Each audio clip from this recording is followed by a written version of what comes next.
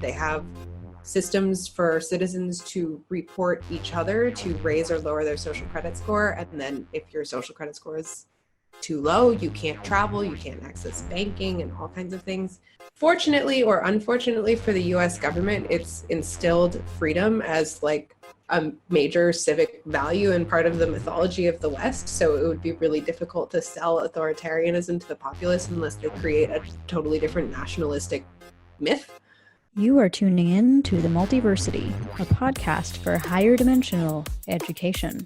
Join us as we explore philosophy, science, history, and the great unknown.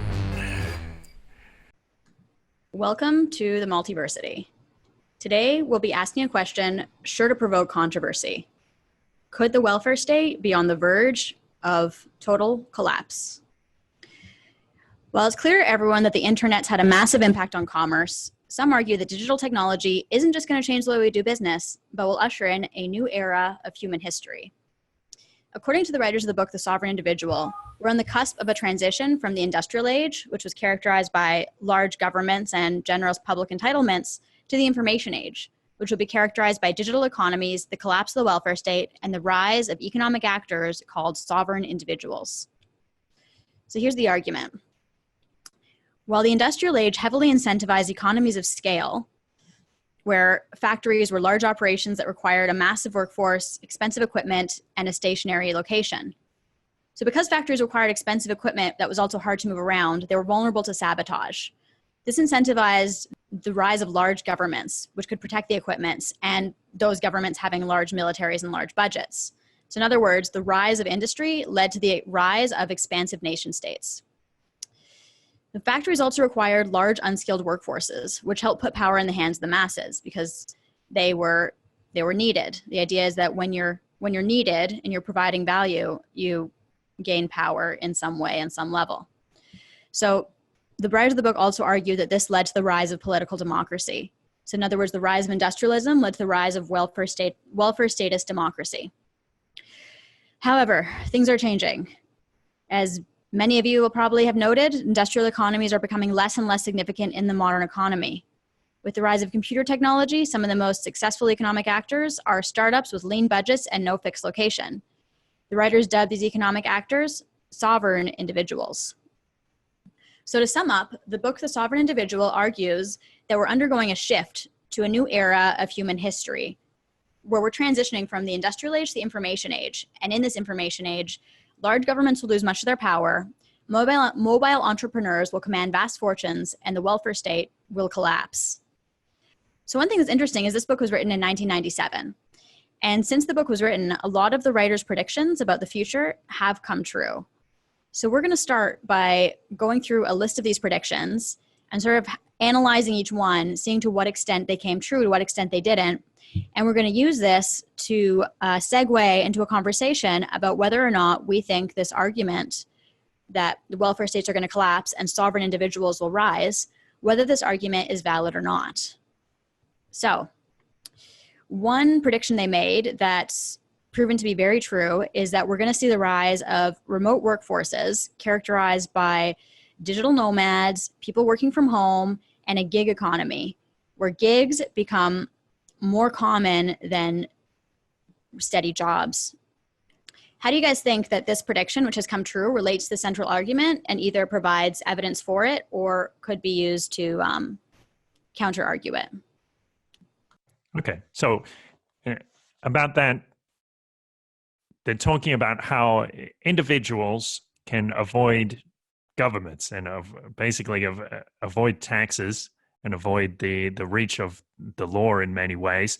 And it is a lot easier to control employers and employees than it is compared to individuals, sole traders, or people working in gig economies. Because for one thing, the source of their income is normally not just from one person, it's normally from many sources. And so that means there's not so many central points of failure. So when you have an employer, the governments can go to the employers, and through the industrial age have been large companies with hundreds of employees, and they can just say to the employer, you are going to impose these pay-as-you-go taxes. Then that becomes a lot more difficult when you have like 20 clients, a lot of people will have 20 or more clients, and they're receiving money from all over the world. It's a lot more difficult to track, and it's a lot more difficult to enforce. Yeah, that's interesting. So like one of the central arguments of the book is that as digital technology becomes more and more a central part of the economy, we'll be seeing more and more kinds of economic activity that are very hard or impossible to tax. We'll see more and more economic actors that can't be taxed at all. And so, Kurt, you're making the point that the rise of the gig economy and the rise of a mobile workforce, it's going to become harder and harder for governments to collect taxes from a lot of these people that were previously employees and easy to tax. I think maybe one of the reasons why the gig economy is emerging is because in the industrial age, there was more of a premium placed on doing one specific task and doing it really well, and joining one specific organization and staying with that organization for your entire career. And so people got really specialized in the industrial age.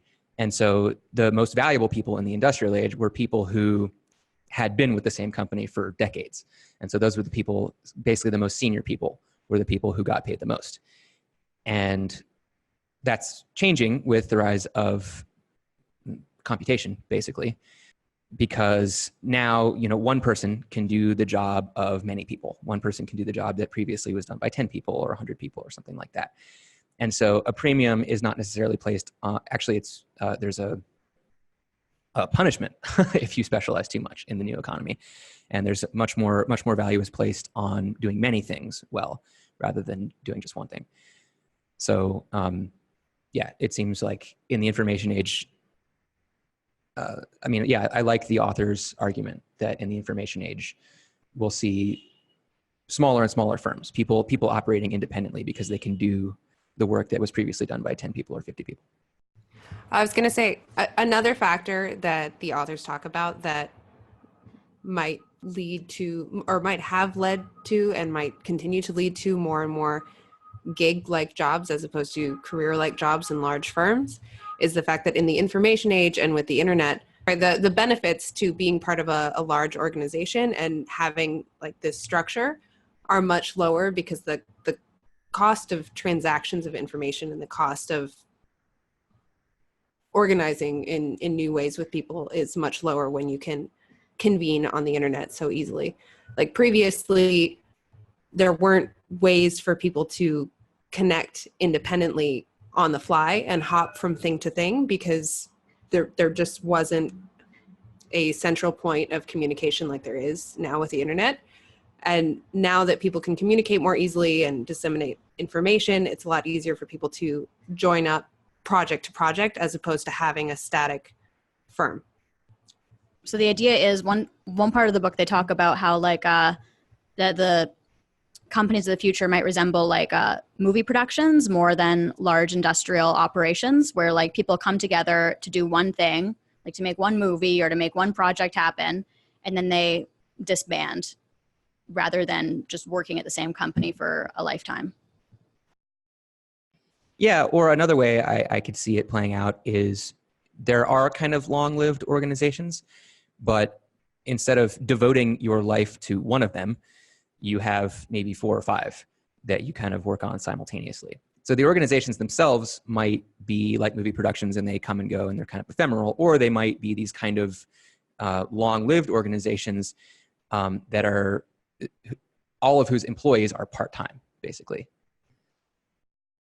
So I think it's important to talk about distributed or decentralized autonomous organizations. So for example, with Dash, the cryptocurrency, people can apply to the organization to get paid for a job, and maybe it lasts a month or 3 months, and they get a certain amount of Dash for that, and then maybe the contract gets renewed or maybe it doesn't. But the money is coming from the system itself and the funds that are emitted in that cryptocurrency.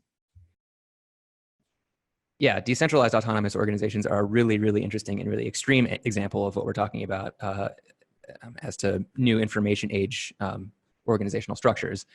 I definitely think that the rise of the decentralized organization is going to change everything. I mean, basically, it's so much more efficient to organize people online rather than having everybody have to come physically together to coordinate. Having an organization that's decentralized is just way more efficient under those circumstances than having everybody in the same place. So, but there's a lot of really cool implications if we want to go down the decentralized autonomous organization rabbit hole. Yeah, I mean, it seems like a central point that's pretty essential here is that as these organizations become more digital and less tied to any particular jurisdiction, it'll become very easy for them to either, just not pay taxes anywhere and just be sort of a floating extra national sort of thing, or they'll be able to choose which jurisdiction they want to pay taxes in. So the argument of the book is that as that happens, governments aren't going to be able to extract the same level of taxation as they could in the past when large industrial operations were tied to a particular location. Right. If you're tied to a particular geographic location and you can't move and you have to be there in order to organize, it's easy for a government to come in or any kind of protection racket to come in and extract wealth from you because you're not flexible. You can't regroup. But with these new types of organizations that the book is talking about, and like we're talking about with decentralized autonomous organizations, they're much more fluid, much more gig-based. If somebody tries to tax them, you can pick up and move somewhere else or restructure. It almost becomes hard to nail down what type of organization something is. Like think about Uber or something like that. Legal scholars are having a difficult time defining who's an employee, who's a contractor, because the categories are getting broken down as these new types of businesses are emerging. Right. So yeah, I mean, I definitely would say that the authors were correct on this prediction. Yeah, so maybe let's take a look at some of the other predictions. They kind of predicted the rise of cryptocurrency. They were talking about like cyber money that's going to become more and more popular, and that definitely has happened. Yeah, so this is one of the big reasons why I became interested in this book.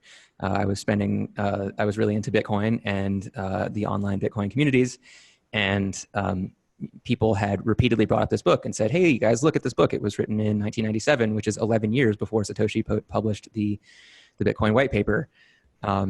Basically they describe how it's going to work in detail, and they describe what the implications to the nation state are in detail. And it's been 22 years now since the book was published, and I think a lot of that has come to pass. Specifically, what they say is that basically there will be this private there will be all these private monies that happen on the internet that are not centrally controlled by a government, and so no government will be able to surveil all of the transactions that have in this private money, and so there's no way for them to collect income taxes on business that is done in that private money. And of course, the more of these private currencies that we see, the larger amount of overhead the government has to spend in order to keep track of everything. And so basically, while the government's income is decreasing, the costs for them to enforce their control is also increasing. And so there will come this breaking point where basically everybody is using private money, and governments will be powerless to stop it. I think maybe I'll just read through the whole list of predictions, and if people have comments on any of them, they can just jump in. So other predictions they had was they predicted the rise of political correctness and victim culture. They predicted the rise of nationalism, nationalist movements in response to this increasingly digital economy. They predicted, like I said, the rise of cryptocurrency. They predicted the internet economy. They predicted that states would become increasingly coercive. They predicted the stock market crash. They predicted rising terrorism / rising false flags operations. So however you interpret terrorism, they predicted it. They predicted the rise of fake news, and they predicted that encryption would become more popular and governments will try to ban it. So we see all those things happening. Oh, there's a lot to talk about there. I like the fact that they talk about fake news, and not just fake news in general. Like they don't just say there'll be a proliferation of articles where they say there will be news as realistic or more realistic than what you could find on the BBC or CBC, CBS back in the day. So they basically predicted deep fakes. They predicted that people would be able to order their own custom news, like for fun, and have your own face on an Olympic skier or something like that, and see that happen on your come up on your own computer monitor as a video. Yeah, exactly. They predict, basically any news that you would like to see, you can see. And so I definitely think that's a prediction that this book gets very, very correct. Basically, they say that in the information age, there will be so much information, and so much of it will be false information, that more than ever there will be a premium on discernment, on the ability to discern the true information from the false information, or the facts from the bullshit, as it were. Okay. Yeah. So I found it super interesting that they were able to predict that identity and political correctness would become larger and larger issues, and that nationalism would become, one, a response to political correctness, but two, kind of a response to the increasing sovereignty of the sovereign individuals or people in the digital age, and how those things kind of go together. Those things to me, especially political correctness and the backlash to it, seem like the largest forces that are driving the conversation in our society right now. And I thought it was really interesting that they touched on that, even in the 90s. Yeah, I mean, it basically presents this explanation as to why there's all this backlash. Why do we have all these people who are suddenly nationalist? Why do we have all these people who are suddenly, being victimized? Of course, they're or complaining about being victimized, I guess. And, of course, there is real victimization that happens, but it seems like the fever pitch of the rhetoric has increased, especially since 1997. I mean, when this book was written. I mean, I look back on that and I don't remember like barely any of what we see today in terms of victim culture. But so basically the argument that the book makes, it makes sense. It's basically, we have these knowledge workers, people whose jobs are not subject to being taken by cheap laborers in third world countries, or by just artificial intelligence or machines or whatever. And those are the people who are going to be providing most of the value in the economy, and those are the people who are going to be the richest. And then basically there's just going to be, there's a backlash from basically the right and the left against those people. I mean, here's a question. How do you guys think, like we're seeing this thing now where these large tech companies like Google are really taking up the flag of political correctness and like stamping down on speech that they deem hateful and that we might deem non-politically correct.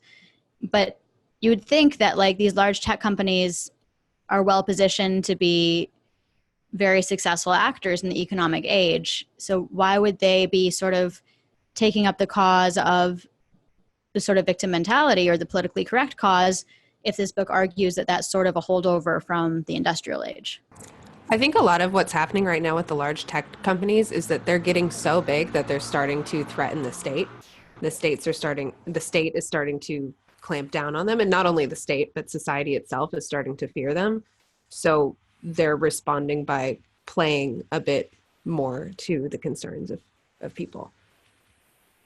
Right, exactly. I mean, I think that's a great question, Ariel. And I think Katie kind of hit the nail on the head. And I'd like to add that governments still have a lot of power.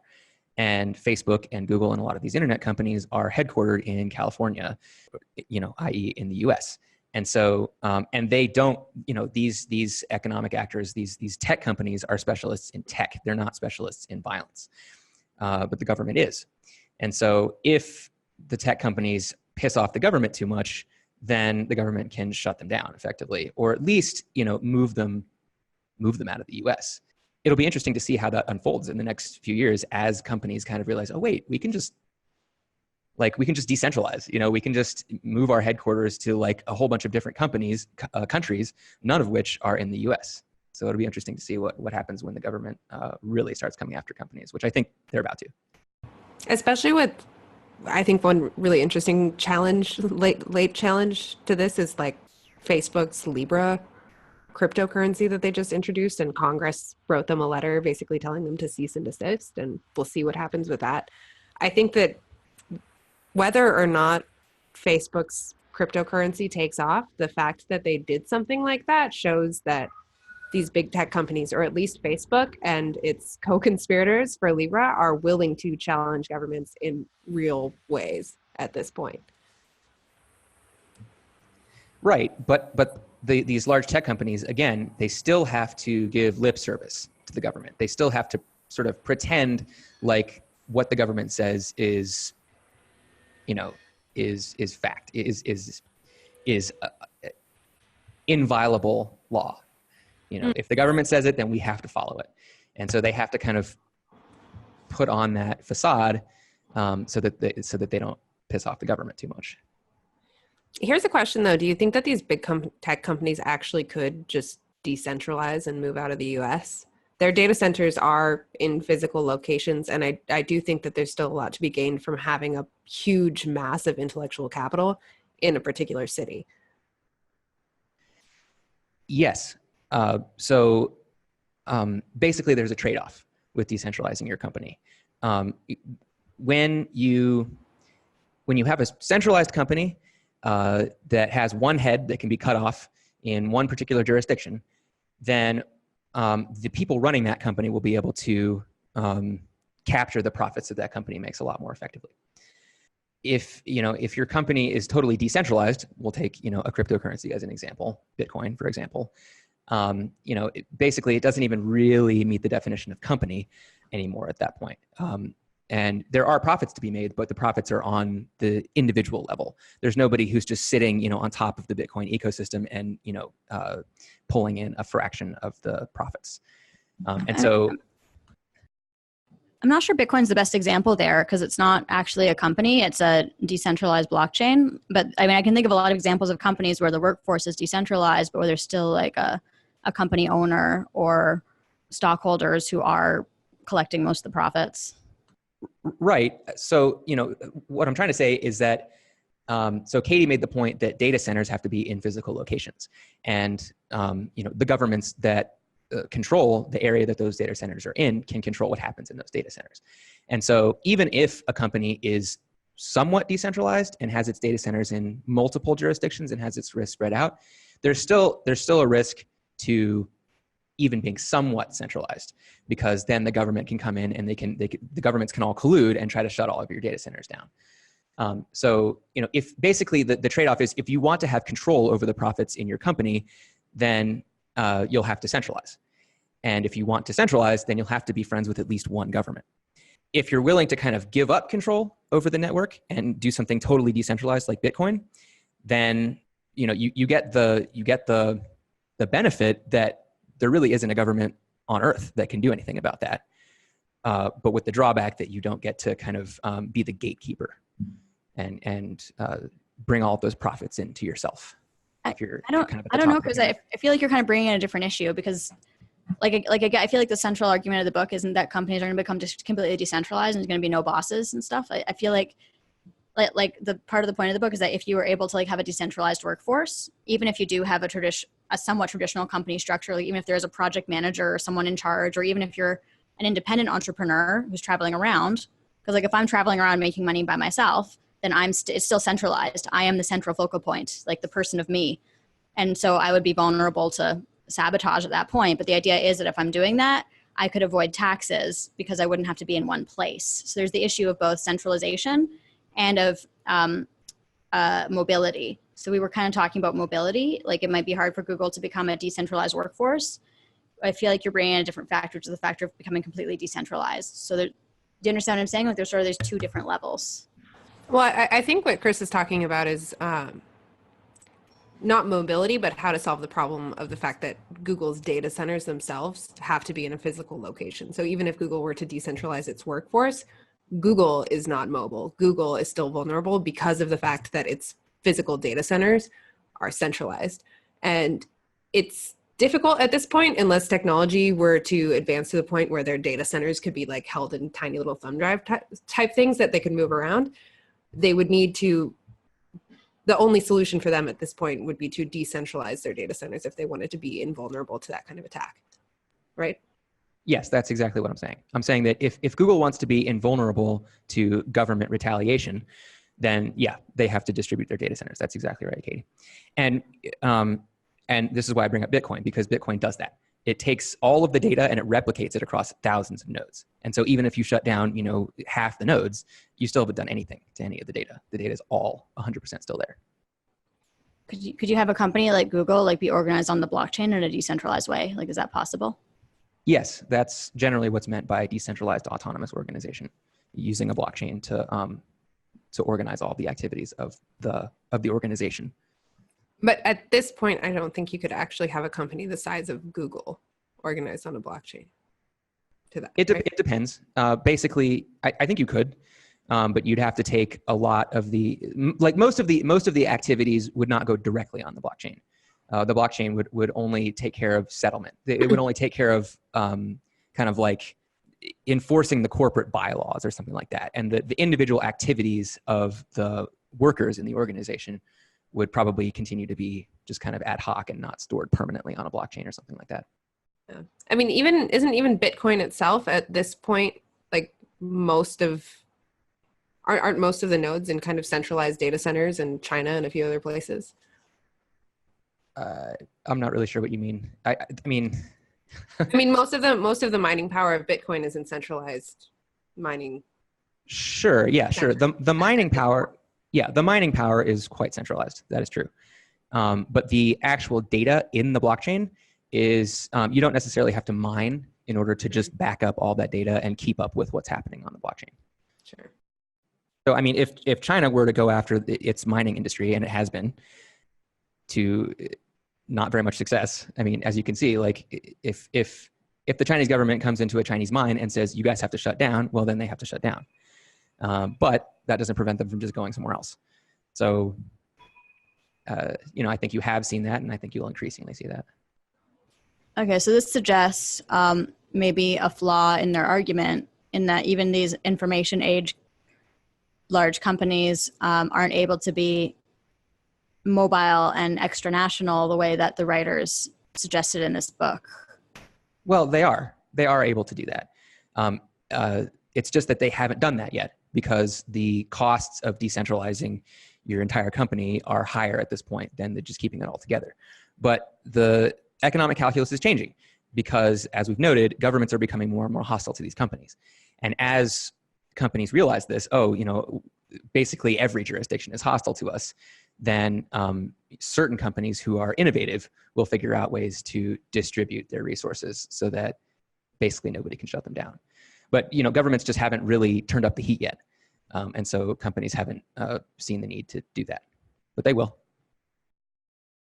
This is also, the case here is more about individuals, so entrepreneurs who are acting on their own. For them, it's reasonably easy to have a system where you can just avoid the grasp of any government. Yeah, and I think the book also argues for, if I follow the arguments of the book correctly, I think what they're saying is that companies as big as Google won't survive in their current form, just because they're so big. They'll have to, the only reason why Google has so many employees is because they have so much profit and they're able to hire more and more employees. But the percentage of people who are actually creating that profit at Google is probably pretty low. It's probably the top 10% of the employees, or maybe the top 1%.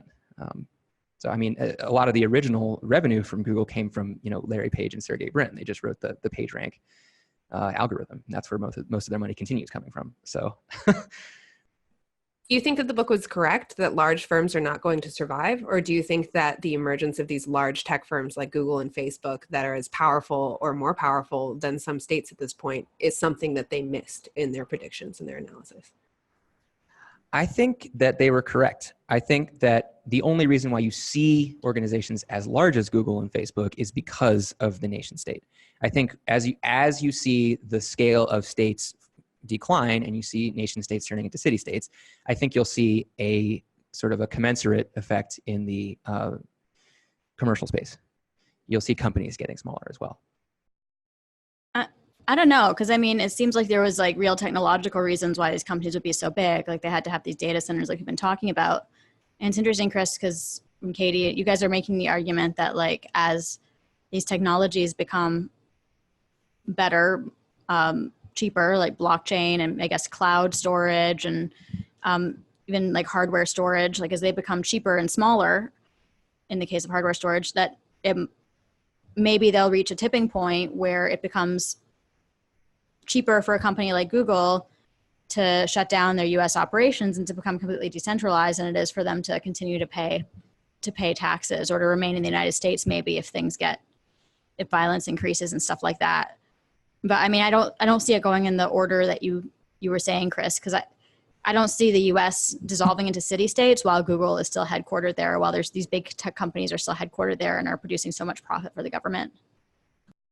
Right, exactly. What I'm saying is that large corporations and large government are a symbiotic relationship.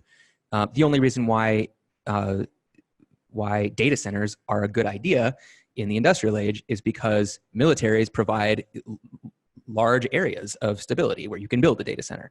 It's the same reason why we had large factories, like the Ford plant and all these giant industrial plants that we saw in the industrial age. It's because the large militaries were able to protect very, very large geographical areas and provide a very high amount of stability within those areas. And so I think if we had never seen the rise of the nation state, then we also would never have seen the rise of data centers. And so, yeah, I think right now, large data centers are an artifact of the nation state. And as the nation state goes away, you'll also see large data centers go away.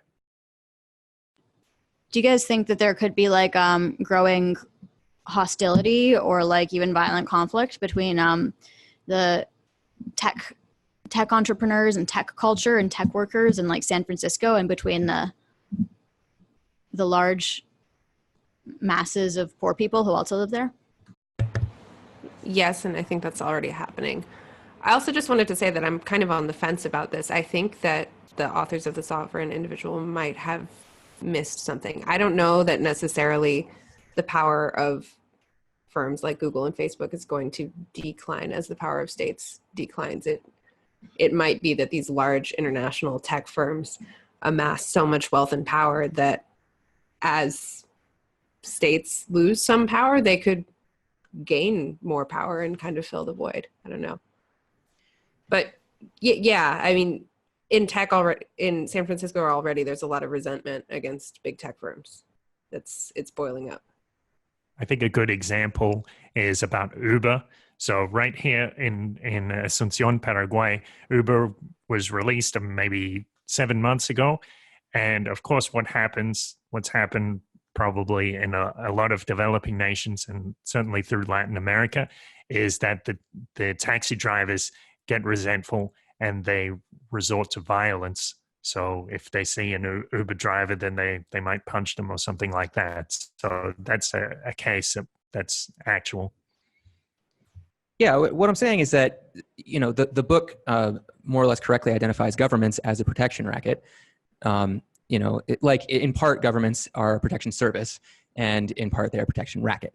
And so what that means, the reason why that happens is because if you're a large tech company with a large data center that needs protection, then you have to pay off somebody to protect that.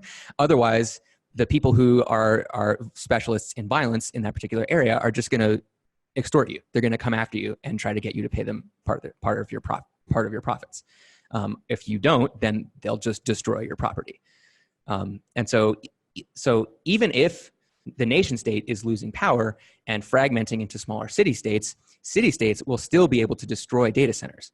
And so the fragmentation of state power is going to necessarily mean the fragmentation of corporate power. Why do you assume that Google wouldn't be able to protect itself against a city-state? Google is much richer than any city would be. Well, yeah. So Google could hire its own, it'd have to hire security for its data centers in order to fight off all of the governments or cartels or whoever's trying to extort it. Yeah. Hopefully the security services that it hires are honest. So It could become like its own like Google world, like just like it's like Google could become a city state.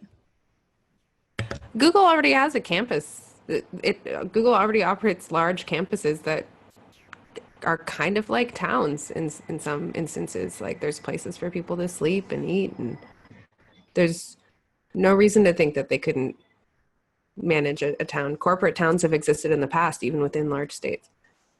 yeah, it's possible. It's just what I'm saying is they'll have to spend a lot more money on security than they currently do. Do you think that they would actually have to spend more money on security than they currently do on taxes?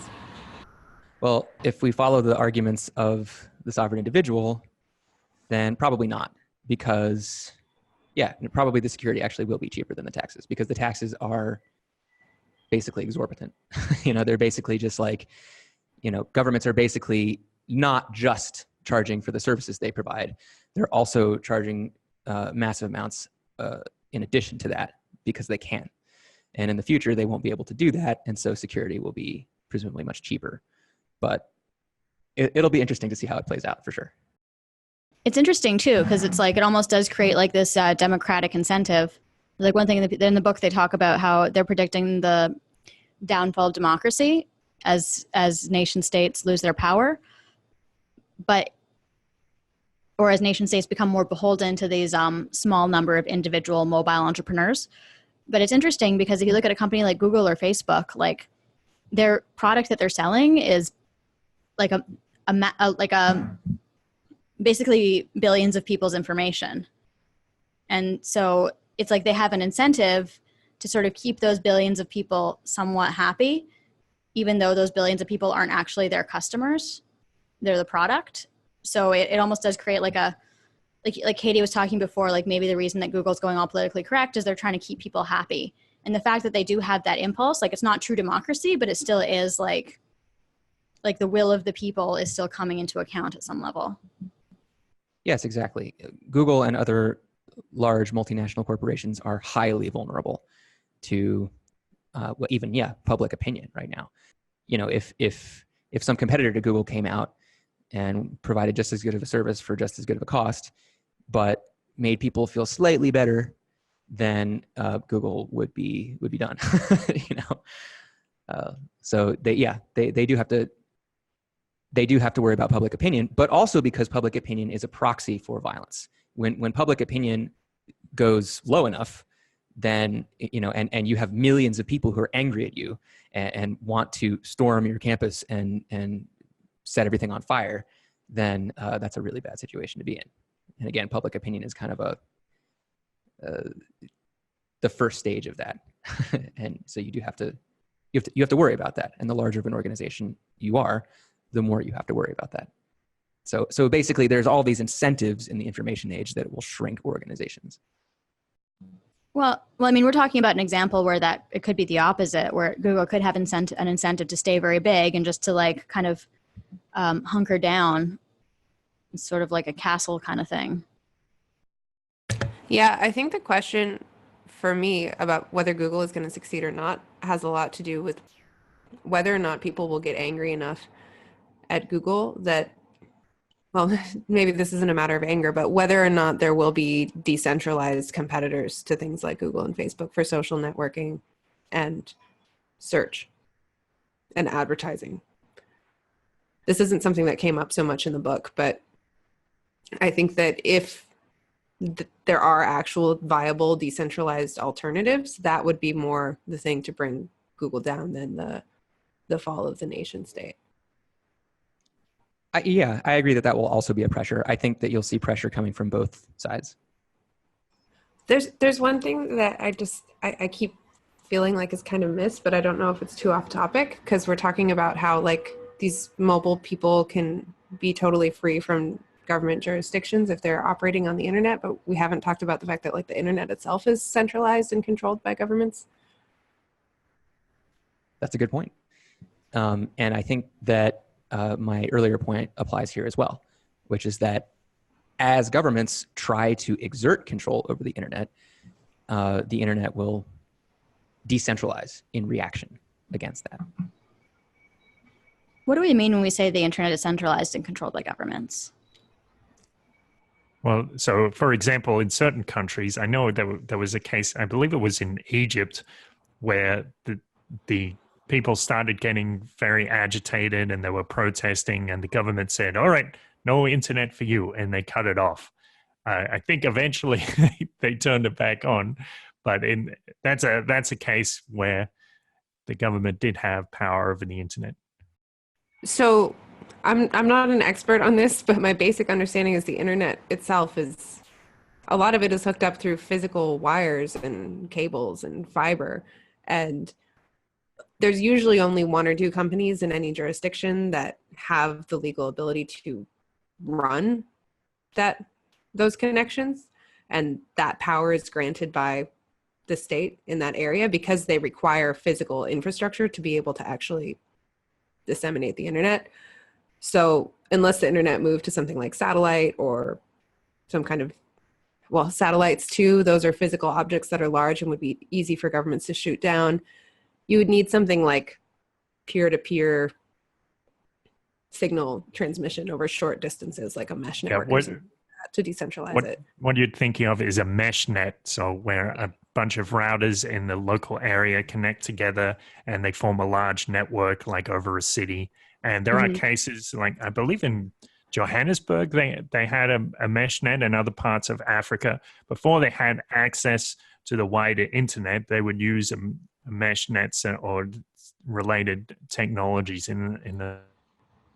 There are companies and people who see this problem and are trying to create mesh nets, and like the basic technology for mesh nets exists. I think MadeSafe is one example, and there's a few others or several others that I'm not thinking of right now. But crossing the ocean is a big issue on a mesh net.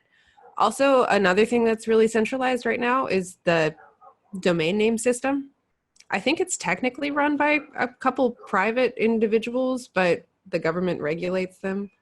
And the whole system was kind of ad hoc, just set up. Yeah, so the upshot of all this is that the protocols of the internet are decentralized protocols, but the physical infrastructure of the internet is highly centralized. They're basically backbones made out of fiber optic cables that almost all of the information, all of the information for those regions passes through.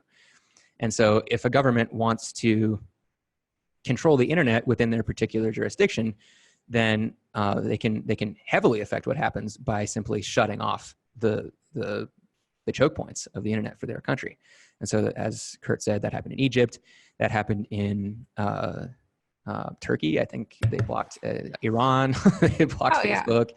Yeah. Well, in the UK, porn is banned unless you like make a phone call and say that you want to get porn. Like internet censorship is becoming more and more common, and also governments could easily pressure internet service providers to cut off access to particular people. Yeah, and so what I'm saying is that there's no reason why the internet has to be centralized, other than that for now, that's the most convenient and lowest cost way to do it. But the more governments try to interfere with the operation of the internet, the more beneficial the decision to switch over to these decentralized solutions, even on a hardware level, are going to make economic sense. So it's interesting. It's interesting though, because it does kind of require this whole other element, like a mass movement producing a mesh network that does seem like it doesn't necessarily seem like there's a clear set of incentives to get us there. Because like they talk about, like for the mass of people, this isn't going to improve things. Like for the majority of people in industrial countries, it's not going to produce like this change into this system, what they call the information age. If it really does take down the welfare state, it's not going to be a popular choice. So it seems less likely to me that people would be like, oh yeah, let's set up a mesh net so that the internet is free from government interference, than that instead maybe you get like what they call a neo-Luddites who might, maybe the government could be the one trying to make everything work, but maybe the people will be like, no, like screw this. We're not liking these changes that are taking place. Like there could be the people that try to go after the fiber optic choke points. Right, exactly. Right now, the reason why the internet infrastructure is centralized is because it's a profitable business, to run an internet backbone because the government is basically protecting your ability to profit. It's the same thing that happens with electrical companies and water companies and, you know, companies where the government is basically like, okay, this company is the monopoly in this area. Whenever you have a friend in government like that, you maximize your profits. So the way to compete with that is to make sure that the people who are running the nodes on the important nodes on the mesh network are being compensated for that. And so that's why I think things like the Lightning Network and micropayments are going to lead to innovations like this. Ariel makes a good point, though, that what incentive does the average person have to switch over to these decentralized systems? Like, for now, not really anything. But as soon as there's an app that lets you participate in the mesh network and lets you forward information back and forth between other participants of the network and lets you earn money doing that, that will be the incentive. And people, all you have to do is download the app and run it, and you just earn money. But even now, people pay a subscription to get VPN. So like even in Australia, like you mentioned the case in the UK where porn is sort of, there's a soft ban on porn. In Australia, you can't access certain sites such as Pirate Bay or DTube, any decentralized video site. But it's easy. It's very easy to get a VPN to get around it. So these are like software fixes or little hacks that they try to ban things, but they can't really do it. But people are willing to pay to get around those blockages already, even today. Yeah, but I mean, I'm saying if it's like, you know, if it's a situation where people are like recognizing that it's either like the welfare state or freedom from government censorship, the majority of people will choose the welfare state at this point. But I mean, Chris does bring up a good point. You could have a system where there's like a mesh network and where being a node in the mesh network gets you some kind of revenue. And that could be like the welfare of the future, maybe.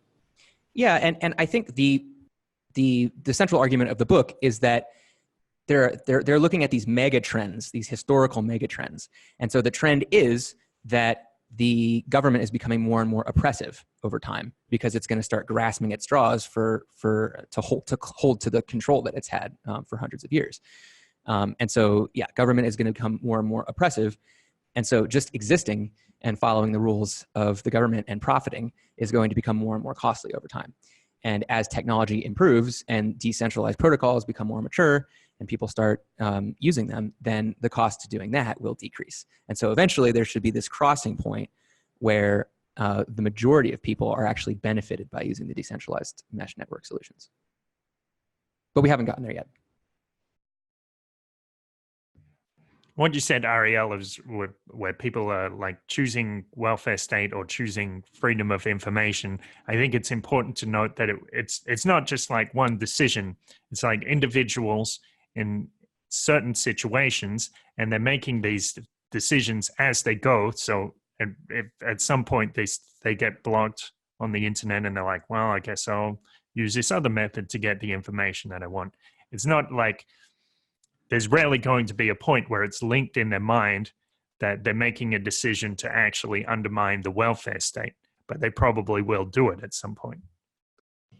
Yeah, this sort of gets back to what me and Chris were talking about last episode, or this idea that like the majority of people lie or cheat in some way on their taxes, even though the majority of people also will say that they support democracy and they support the welfare state and they support all these things. But it's like through that action, they're directly undermining it.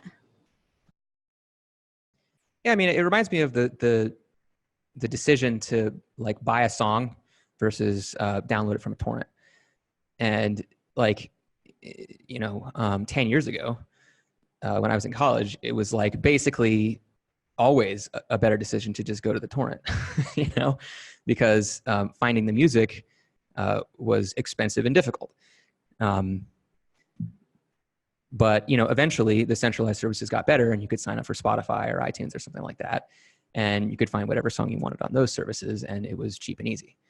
So, I agree with Kurt. People are just going to look at, which one is the easiest and most convenient for me, and they're going to make decisions that way.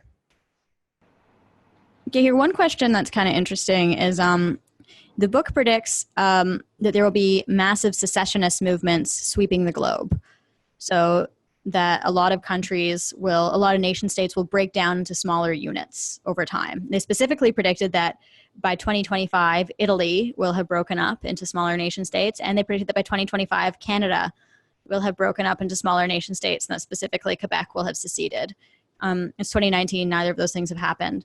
So I'm curious what you guys think about this idea that as time goes on, nation states are gonna break down into smaller units.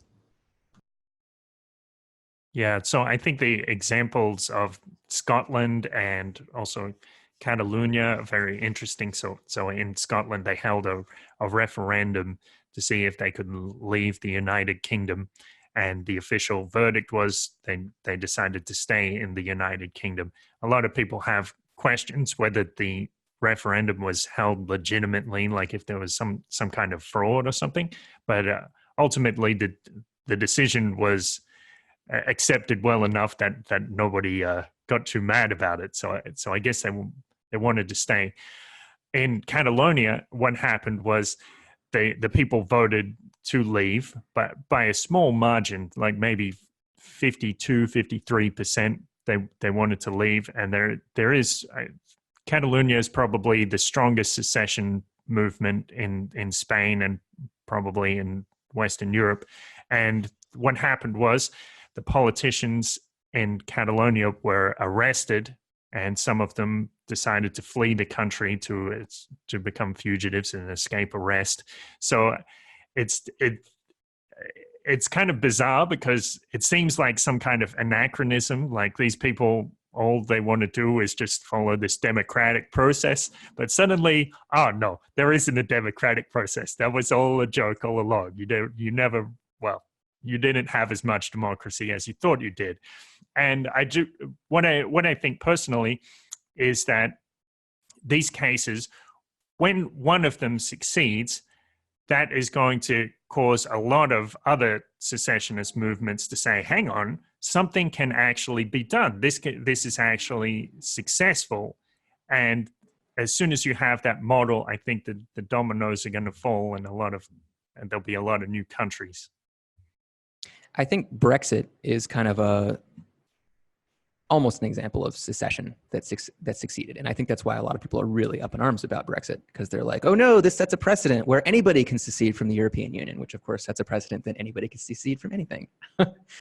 I agree with Kurt that I think it'll take one successful secession movement before we'll see a lot more come, and that there might be a bit of a domino effect from that. I disagree with the predictions that the authors made about Canada and Italy breaking up by 2025. I think that's probably pretty unlikely to happen. I think we're going through a phase of nationalism first. So I think you'll see maybe more countries breaking off from the European Union before 2025, and a lot more trade agreements being broken up and countries getting a little bit more nationalistic, kind of as a response to some of the trends that the authors were talking about. But I don't think that we're going to see like secession movements in countries breaking up before 2025 on a large scale. Yeah. Well, we do have 6 years to go, so It's interesting. Like I used to live in Quebec, and it's there was a referendum. I think it was actually before this book was written, but I'm not totally sure. There was a referendum in the 90s where they basically lost the vote to secede by like a very, very small margin, like 2 or 3%. And some people blame like Anglophone interference, and some people blame the immigrants, because the immigrants tended to want to remain in Canada. And this is like on the tail of like a multi-decade separation movement that resorted to like terrorism and political assassinations, and that really affected the landscape of the country, or of the province quite a bit. And it's interesting because like in Quebec, they consider themselves to kind of be a different people. And like they kind of already do consider themselves to be a different country, and they have sort of like the provincial police force functions like a military kind of, and they have like a separate legal system, and it's very like they're totally like set up to separate. Like all that would need to happen was for someone to press the trigger. Whereas, so that's sort of like one example of like a separation movement that there's a good chance will happen someday, versus like they're also talking about provinces in like Western Canada separating. And that's sort of a different case, because in those ones, they would probably have incentives to separate, because like a province like Alberta like basically pays welfare to the rest of Canada. But there's not really a separation movement now. There's more like it's more nationalistic there still. like they're nationalistic in favor of Canada. So it's sort of like, it sort of seems like globally there's like these places where there's already like separation movements and like people that sort of like consider themselves to be a different people, but they're still resorting to that, like the motivation of like nationalism and like the patrie and like country, like it's like there's still like a political motivation versus places where there might be an economic motivation to separate, but where they're still politically in the mindset of like they haven't reached the point yet where they're just calculating things economically. Like in the political mindset, it still makes sense to them to stay within the country. Yeah, and another effect that I think you'll need to see before secession movements really start getting into swing is that the central authorities need to start clamping down in ways that the local residents don't like. So, you know, for instance, let's take a historical example, the American Revolution. You know, the 13 colonies in America were perfectly happy to be a part of the British Empire until the British started passing these laws that the locals didn't like. And at that point, that's when they started thinking about seceding. For instance, in Colorado, in the U.S., Colorado is not thinking about seceding from the U.S. because if you look at the example of the weed laws, you know, basically recreational weed is legal in Colorado. They just legalized mushrooms in Denver. Basically, these are things that are illegal at the federal government, but the federal government isn't doing anything to enforce them. And so you're not seeing, you know, a big push for Colorado to secede from the U.S. because there isn't a reason for them to. But as soon as the U.S. government comes in and starts saying like, actually, no, you can't have legal weed, you know, then the population of Colorado is going to be like, okay, we got to do something about this.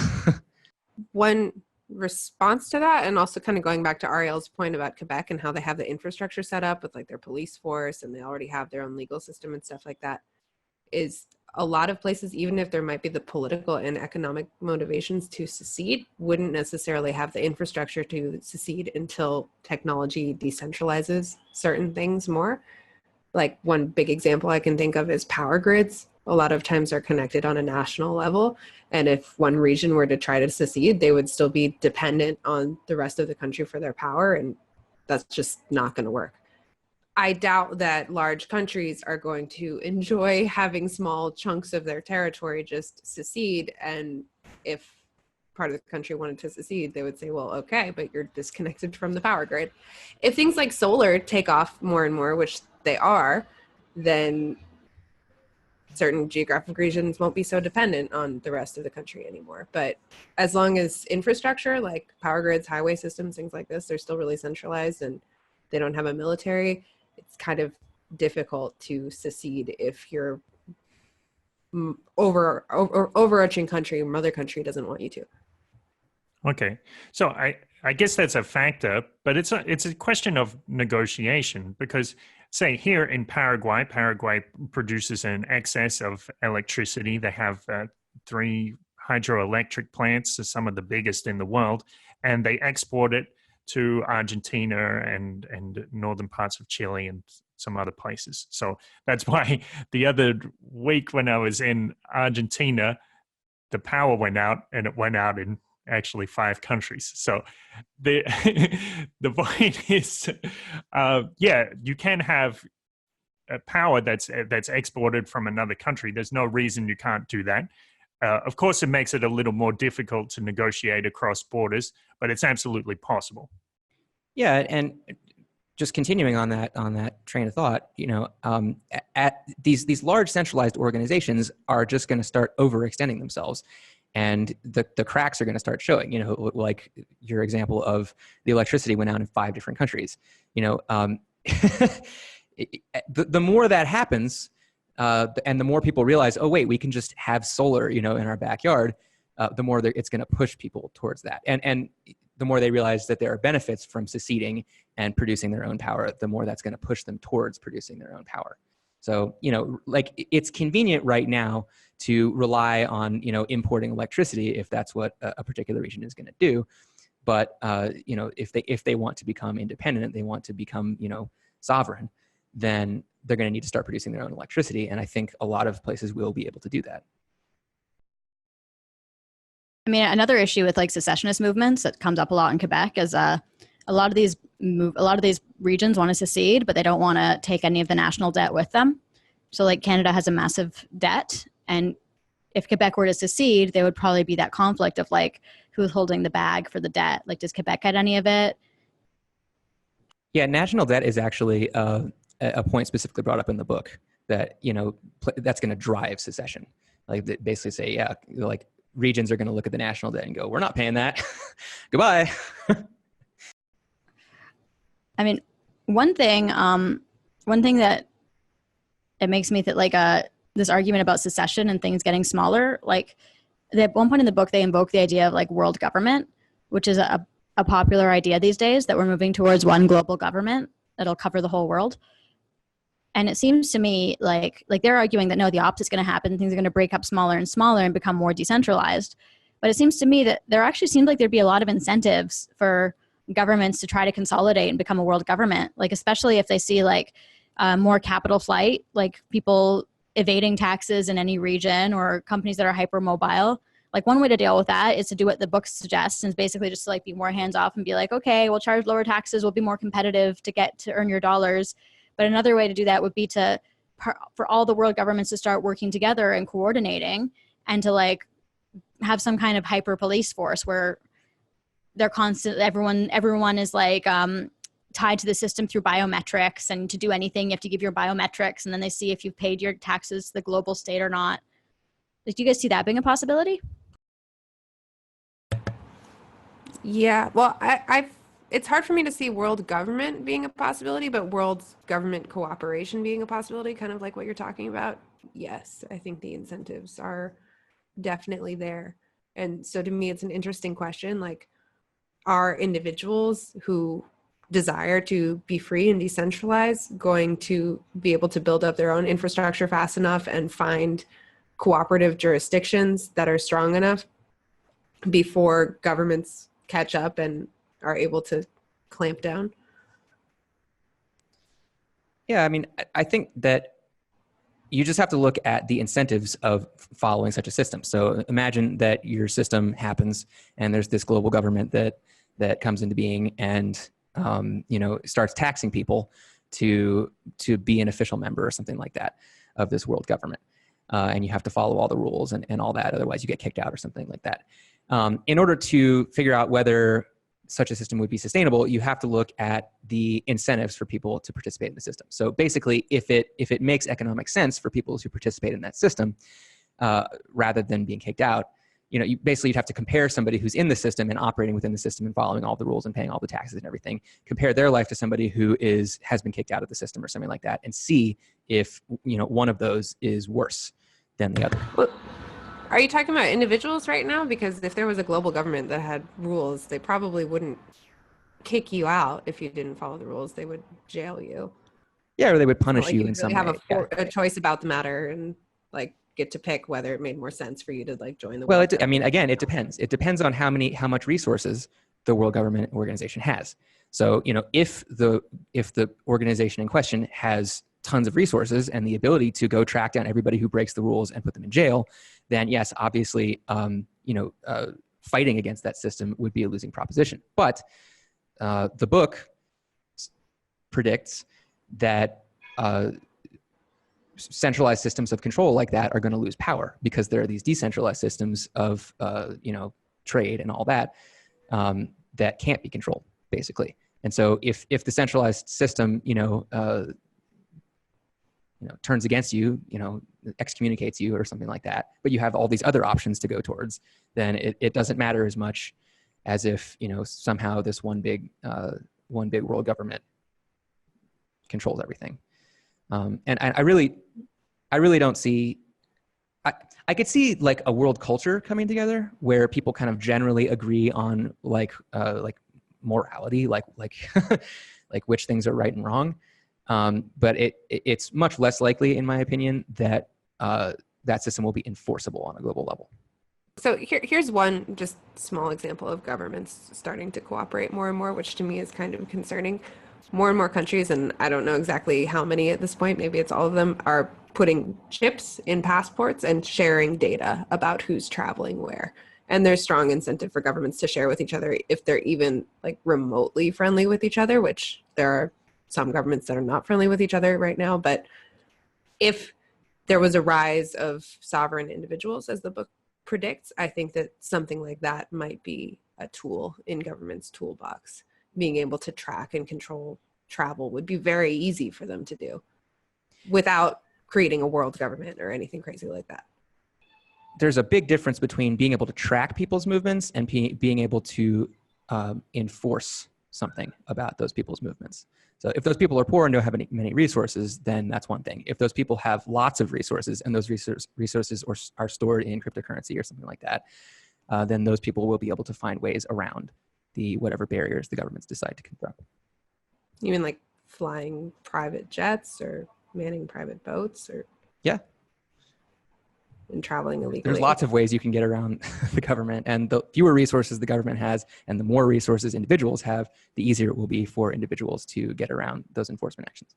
I think it's also important to mention the example of the common reporting standard. So more than 100 countries have agreed to have their banks come under certain regulations where the banks have to know in which country you're paying income tax, and they'll share that information with the tax authority in that country, and they'll give that information to tax authorities in other countries. Yeah, that's a good point too. I mean, I think like it's interesting because it seems like part of the reason it's possible to be a digital nomad now or to be tax-free is because there are legal avenues to do so. Like if I wanted to be like not pay taxes anywhere, I would just have to be careful not to spend too much of my time in any place, or to be careful with jurisdictions to live in. But there's a legal avenue for me to do that. I can do that without risking jail time. But if the governments of the world, if that became a big problem with a lot of wealthy people doing that, and it was starting to drain the government's ability to be a welfare state or something like that, like it seems like they would just coordinate in some way to cut off those legal options. Like I would be disincentivized from doing that if it was like, you could do it, but you're risking 20 years of jail time. Yeah, I mean, of course, it's always a risk calculus. But, look at all the people who are crossing the U.S.-Mexico border to get into the U.S. Clearly, those people are desperate enough that they're willing to break all the rules in order because they have the hope of this better life. But we're not talking about people who are like desperate. We're talking about people who are wealthy and trying to evade taxes. And it does seem like if government made the value proposition of doing so, like made the risk calculus of doing so, like so severe, it seems like they would be able to clamp down on it pretty effectively. Only for a while. Eventually the commerce would all move out of their sphere of influence. But that's what I'm saying. What if the governments of the world like if the governments of the world, like it is almost a race, like if the governments of the world coordinate quickly enough and cut off the channels of doing so, like every time you cross a border, you're tested to see if like who you are, if you've paid your taxes to some jurisdiction or whatnot. Like we still have the vulnerability of being in these physical bodies that have to move from place to place. Yeah, I think there's absolutely a risk that governments could all kind of consolidate and share information and share military power and whatever other resources they have. But I think the argument that the book is making is that even if they do that, they will lose. They will eventually lose against technology and individuals, because what you're doing, if you're creating this walled garden, that you have total control over, you're the Eye of Sauron and you're watching all of the economic activity happening within your sphere of influence. What will happen is that your sphere of influence will shrink. The amount of friction that happens inside that economy eventually is so high, and the range of legal activities that can happen inside that sphere of influence is becoming smaller and smaller and smaller. Eventually, the stuff happening outside your sphere of influence is going to be more valuable, is going to create a bigger and more valuable economy than what's inside your sphere of influence. And so, like governments will absolutely try to do this, but I think one of the central arguments of the book is that they will lose, even if they all join forces. I don't know. I mean, I definitely agree with you that that's the central argument of the book, and it's a good argument. That's one way that I could see things playing out. But I disagree that it is inevitable that governments will lose. I think that as long as we are stuck in these physical bodies, and as long as violent power is concentrated in the hands of these governments, we are vulnerable to that kind of violence, no matter how mobile we get. And there's certain choke points like airports, like internet infrastructure. There's just so many hurdles to overcome. It's possible that I think it's possible that it's going to play out like the book suggests, but I also think it's possible that governments will respond and learn to coordinate better before individuals can come up with other solutions. So there's this analogy about a bird feeder. So this guy keeps a bird feeder in his tree in his backyard, and every day he gets so mad because the squirrels come up and they come and they find the bird feed and they eat it or steal it. And he goes to the hardware store and the guy's like, what can I tell you? There's no such thing as a squirrel-proof bird feeder. It's impossible to do because the reason is you spend, say, $50 and 10 minutes putting this bird feeder into the tree. The squirrels spend every day, every minute, every waking minute, they will try to get that food because they know it's in there and they know it's good and free. So the thing is, governments are like the guy who buys the bird feeder, and everybody else is like the squirrels. Everybody else has this big incentive to be free in one way or another. So people are always looking for ways to be free, and freedom will always eventually succeed. But I'm just my concern is just how long it takes. Yeah, and that's a great argument. And I have two more things to add to that. The first thing is that yes, as governments clamp down, the danger to the individual will be greater, and the risk calculus, the do I break the rules or not, the penalties for breaking the rules could become much harsher. However, governments will not be able to catch everyone. They will only be able to catch a small subset of the people breaking the rules, because the rest of the people will evade capture for one way or another. And yeah, and the other thing is, I want to my earlier point, which is that the more governments try to control their economy, the less valuable they'll make their economy. And the third thing is that the more, what kind of world do you want to live in? Do you do you want to live in the kind of world that's where the world government has the authoritarian control over everything and there's no freedom? I mean, my point by asking that is the government is destroying its own legitimacy by becoming this authoritarian entity. And the final thing I wanted to say is that for me, it's almost like a matter of faith that I'm like, I don't know if governments will win or not, but I hope that they will lose, and I'm working towards the world that has more freedom rather than the world that has less. And so I think the more people that agree with me on that, the more likely that world is to come into existence.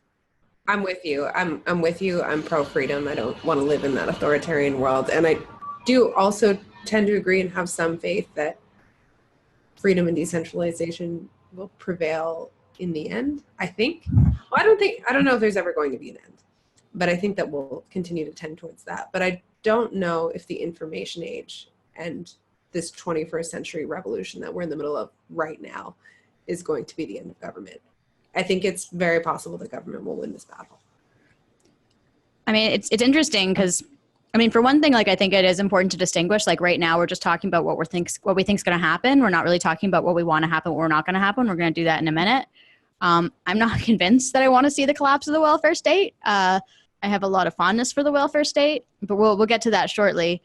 One point I wanted to make is I think Katie brought up some interesting ideas of how while we're in these physical bodies, we're still vulnerable. And one thing it makes me think about is the transportation technologies we have now are still dependent on industrial age operations.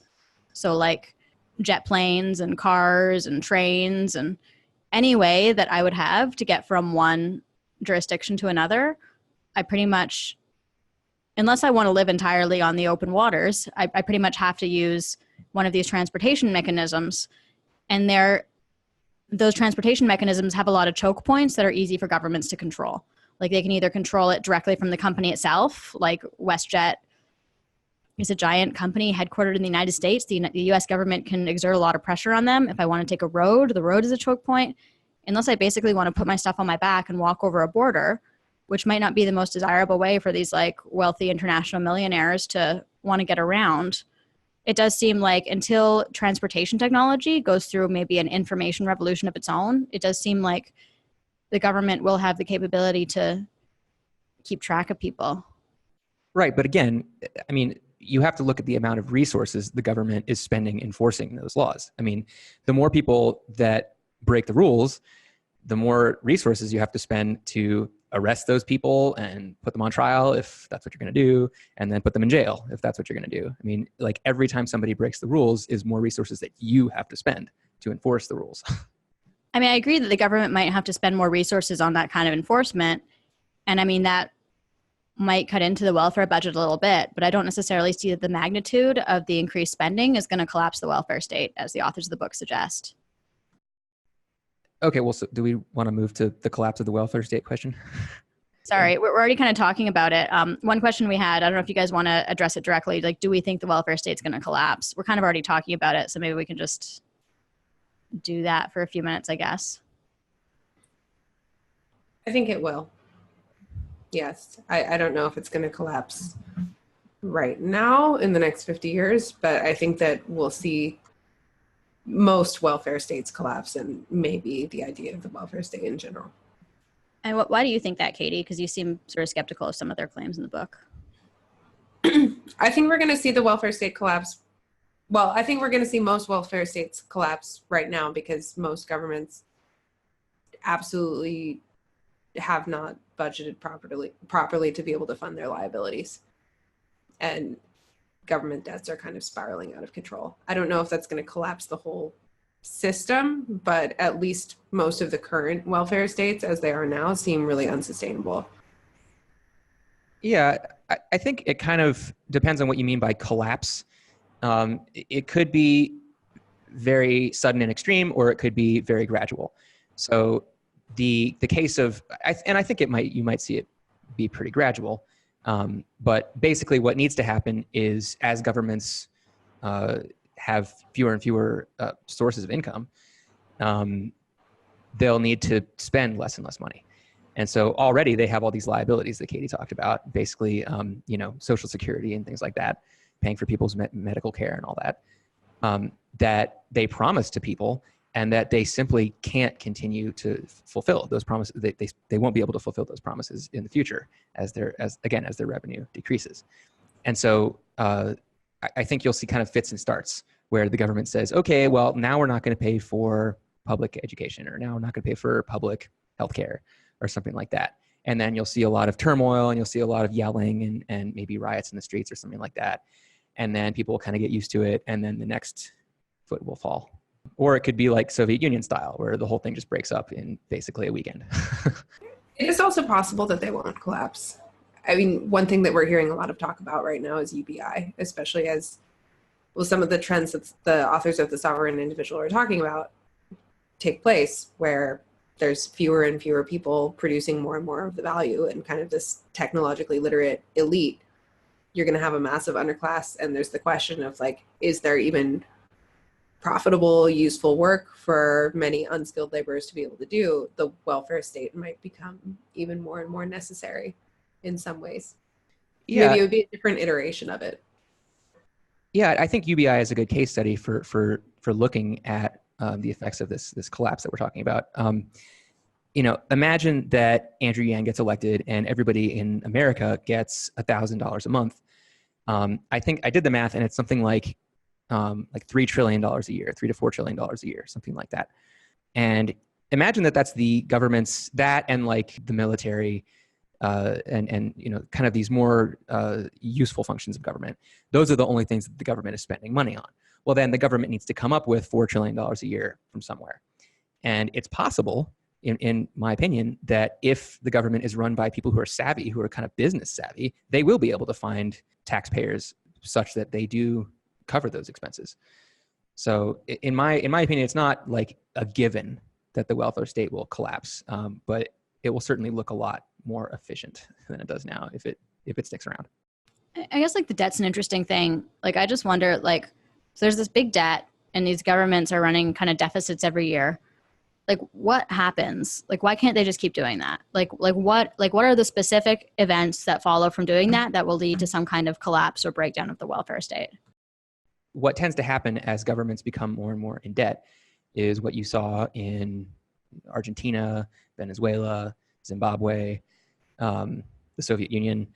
basically, nobody wants to buy their debt anymore because they can't pay it off. And so, they print all these bonds, and they're trying to get people to loan them money.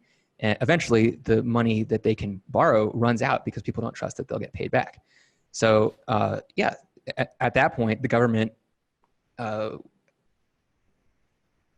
has to stop paying for stuff that it's paying for because it literally does not have the money to pay for it.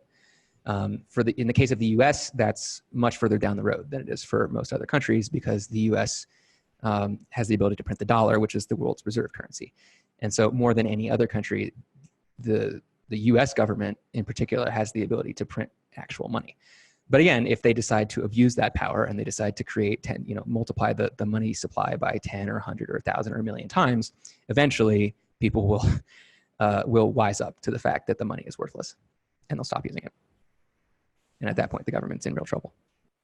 That spiraling out of control undermines the currency because basically money is like an accounting system for the value that's being produced within a society or being exchanged from that society to other societies. And if you have a bunch of debt that you can't pay off, then either it means that you're actually creating less value than you're spending, or it means that your accounting system is way off. And either way, that's going to mess with the currency somehow. Or it just means that the system's not sustainable. It seems like I've heard the argument that basically with this debt and the inflation and all these deficits and stuff like that, the United States, and I guess the Western countries in general, let's say the United States needs to have something that they're spending money on now or over the past few decades needs to pay off in a big way. And that doesn't seem completely impossible to me. Because I mean, some of the stuff they're spending money on is lavish technological research at large universities, for example. So if something like quantum computing becomes a massive new industry that produces tons of jobs and tons of wealth and all these new technologies that everyone in the world is really excited about, that could be, because that's something that the US is investing in now through research at universities. And if that does end up paying off in a big way, that could be a way for them to put a lot more value back into the currency. And so that could save the dollar, basically. But you have to keep in mind that in order to, and this goes for governments and corporations, in order to profit from some new technology, you have to be able to capture the revenues from that technology. And so what the government would need to do is it would need to make sure that one company or a cartel of companies that it controls has exclusive access to that technology. If the technology is open and anybody can use it, then there's no reason why the government would be able to tax it and get any benefit at all from it. Or if the companies are based in the United States, which is how things worked out with microprocessing, they were largely based in the United States. If that happens, then it jumpstarts the economy. Like assuming that the sovereign individual thing doesn't happen to the extent that the writers of the book say it will, like assuming that there's still a lot of companies and an active economy based in the United States, if you inject a lot of new wealth into that economy, then a lot of that wealth gets back to the government, at least under the current system. Right. But again, that's because the government currently has a way to tax the economy.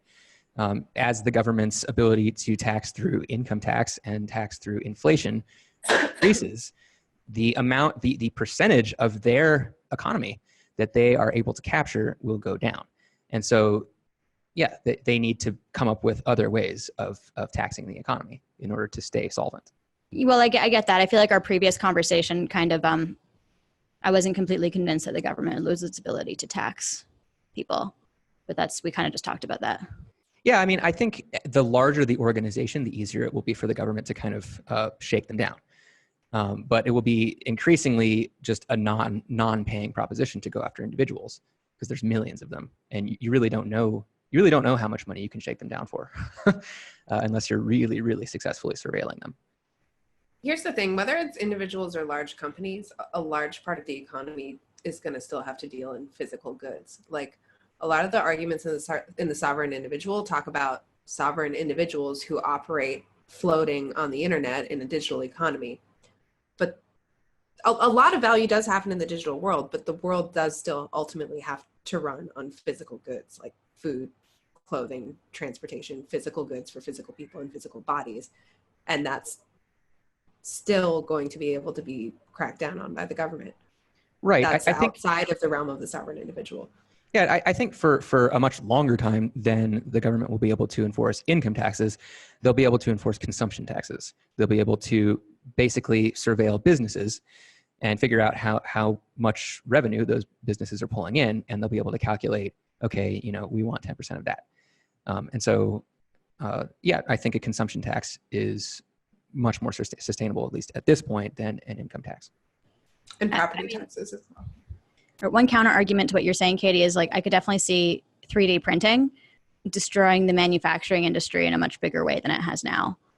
So like if I wanted, as 3D printing becomes better, it might be a profitable proposition for me to just have a big 3D printer in my house and to just print off whatever goods I might want and to download the designs for those goods through software and then just have them printed out in my home instead of buying a product that's been manufactured.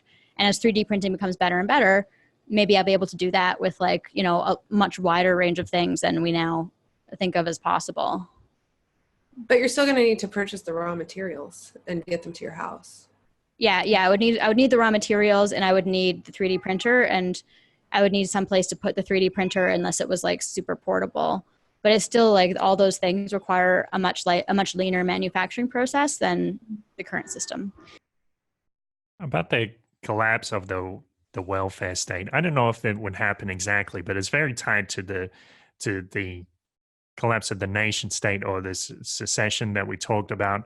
So when governments get smaller, they're going to be more accountable to the people. And so a lot of people talk about this idea, especially with the internet, we should have the ability to choose where our taxes go, but we don't. So what's going to happen when you do have small governments and maybe very technologically savvy governments in smaller nation states or in city states, and they say to you, all right, well, where do you want your money to go? Or, make a suggestion or put your percentage, where do you think this should go? And people can continue if they want to have a welfare state, or they want to support people through grants for education or the arts or anything like that, or disabled people, anything that they think is a worthwhile cause, that then they're going to be able to do that, and it'll be, I hope, largely voluntary. Yeah, agreed. I mean, I think that on the one hand, people are going to be escaping the grasp of kind of crappy governments. But the more that governments become competitive and start actually doing what their customers want, the more those governments will grow and become stable and prosperous. Yeah, I mean, maybe you will see tons and tons of sovereign individual types, voluntarily paying taxes to welfare states.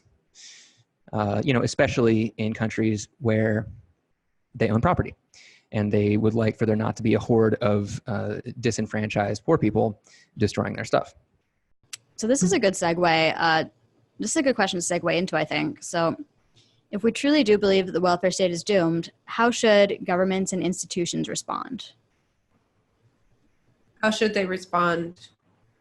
How do I want them to respond, or how should they try to respond if they want to preserve themselves?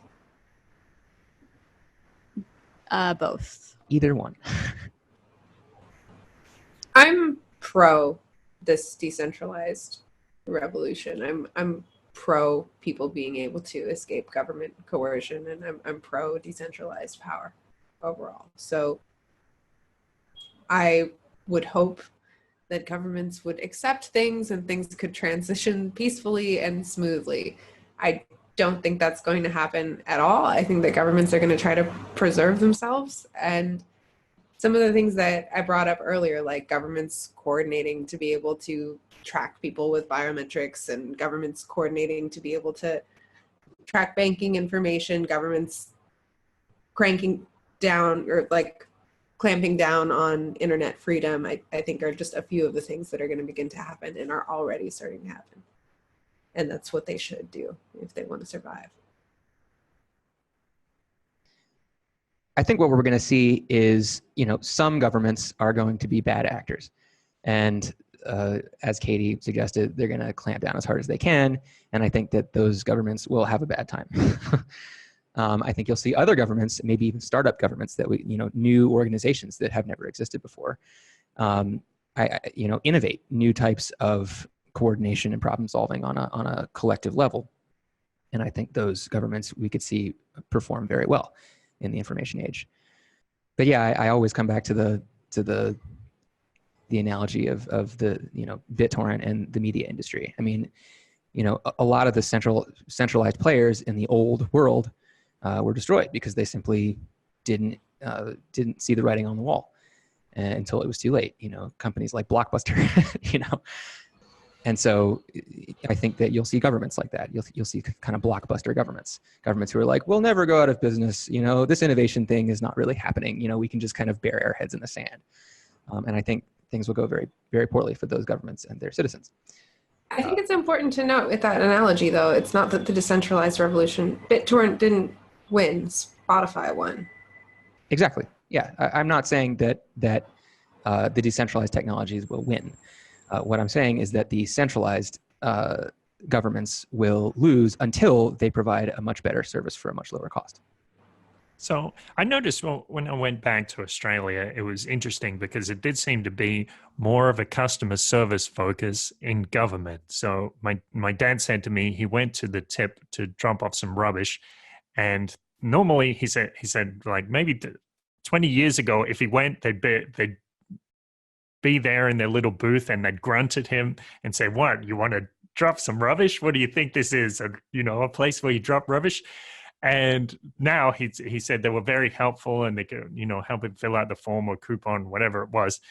Likewise, I had a friend who worked for the Vic Roads, which is like the transport authority in Victoria. And he said that a lot of the old assessors or the examiners for people getting their provisional license plates, a lot of them were very strict, and they kept looking for ways to get out of work, or they would fail people early so they could avoid, so they could get an extra 10 minutes break or whatever it was.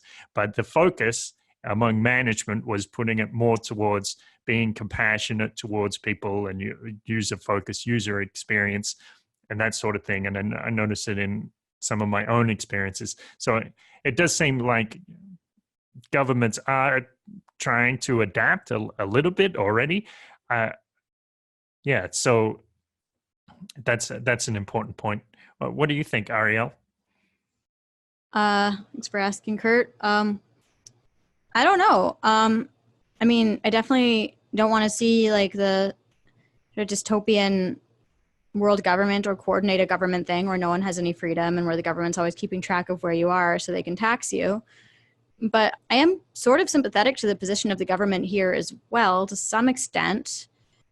I could see it's sort of unfair, right? Like the government has put all these resources into like educating the population and keeping the population healthy and putting research into these two new technologies. And so if people just come take those new technologies and then like peace out and don't contribute back, there's something about it that seems, but that's sort of the thing about the book. Like it's not about fair or unfair. It's about what people are incentivized to do. And it does seem that if this collapse of the welfare state is happening, or if the government is finding itself really in a bad way where it's unable to enforce taxes anymore, it does seem like it would make sense for it to start cracking down more on some of these emerging technologies, like sort of pushing their weight around with centralization of the internet and doing a lot of the things we've been talking about, which would be very unfortunate. But I mean, I don't know, like I feel like you can look at it without, like we're looking at it without making the moral judgment. Like it seems, if we're not going to judge people for evading taxes, like it seems like that's just what the government would be incentivized to do in that situation. So it seems like it is what the government is incentivized to do. And I think one thing we've been kind of leaving out in this conversation is China and some of the things that they've been doing in the information age. Like we're saying that governments that crack down are less successful and have less successful economies, but China is very successful and it's growing, and they're growing their total control infrastructure, and their society seems kind of on board with it, at least a lot of people. what do you think about massive states like that, and how that kind of authoritarian culture might go on in the future? I'd mentioned that every 5-year plan that they've done for the last 30 or 40 years has generally included more freedom. They don't like to use the word capitalism, but they talk a lot about private economy, and that's part of the reason that they're so prosperous. And they might be tightening the grip in some areas, but other areas they're actually loosening the grip. Well, I mean, I would say a lot of the reason why China is so successful has to do with very much the planned nature of their economy on some level still. Like a lot of their years where they were showing really high GDP, like there was like a ton of government, like nationalized towns and stuff like that. Like the government was funding a lot of building of things. Like, and I don't know. I mean, I'm not totally convinced that China is going to see continuation of its prosperity, but I definitely do think there's like been a planned element to their success. Well, yeah, and the other thing that I wanted to say is that so while China is an authoritarian state, it's a billion people. There's only so much control that an authoritarian state can have over that many people. Well, I guess if it has enough revenue, then it can hire more people to do its work or something like that. But I think the reason why you're seeing a lot of success in China is in spite of the authoritarianism is basically because the government there uses selective enforcement, like highly selective enforcement. I mean, there are lots of people in China who are just breaking all the rules all the time and they never get caught. But if you do get caught, it's really bad. So yeah, I think basically they're very successfully using a strategy of selective enforcement and selective taxation, which is sustaining them for now because their economy is growing so fast. But I think it will hit a limit.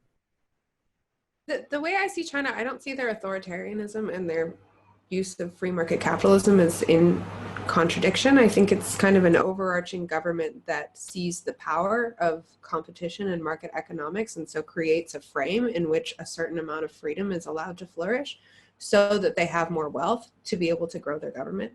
And also, they're kind of a techno state, and they're piloting a lot of programs like their social credit system, which basically assigns everybody a number based on how good of a citizen they are. They have systems for citizens to report each other to raise or lower their social credit score. And then if your social credit score is too low, you can't travel, you can't access banking and all kinds of things. They have a lot of control over the internet. So, I mean, you can get around it with VPNs. And then lately, I mean, another thing that I just saw is they're piloting a program using facial recognition technology to issue fines to jaywalkers on the spot, just with cameras. So I don't think that we should underestimate the power of a techno state to be able to enforce on a mass scale if they create technologies that allow them to enforce without a ton of manpower. Yeah, that's scary. I feel like where I want to go with this is to say that like the US citizenship and like citizens of Western countries wouldn't go for it in the same way, or they would resist it. But I mean, I guess it depends what you think drives history. I also want to say that citizens of the US wouldn't go for it in the same way because fortunately or unfortunately for the US government, it's instilled freedom as like a major civic value and part of the mythology of the West. So it would be really difficult to sell authoritarianism to the populace unless they create a totally different nationalistic myth. But I don't know if like the nature of the average person in the US is less likely to accept authoritarianism. I just think that there's certain limits that the government can't cross because it destroys their own credibility. I think it's worth noting that you already have this social credit score in the US. It's just more strict in its nature.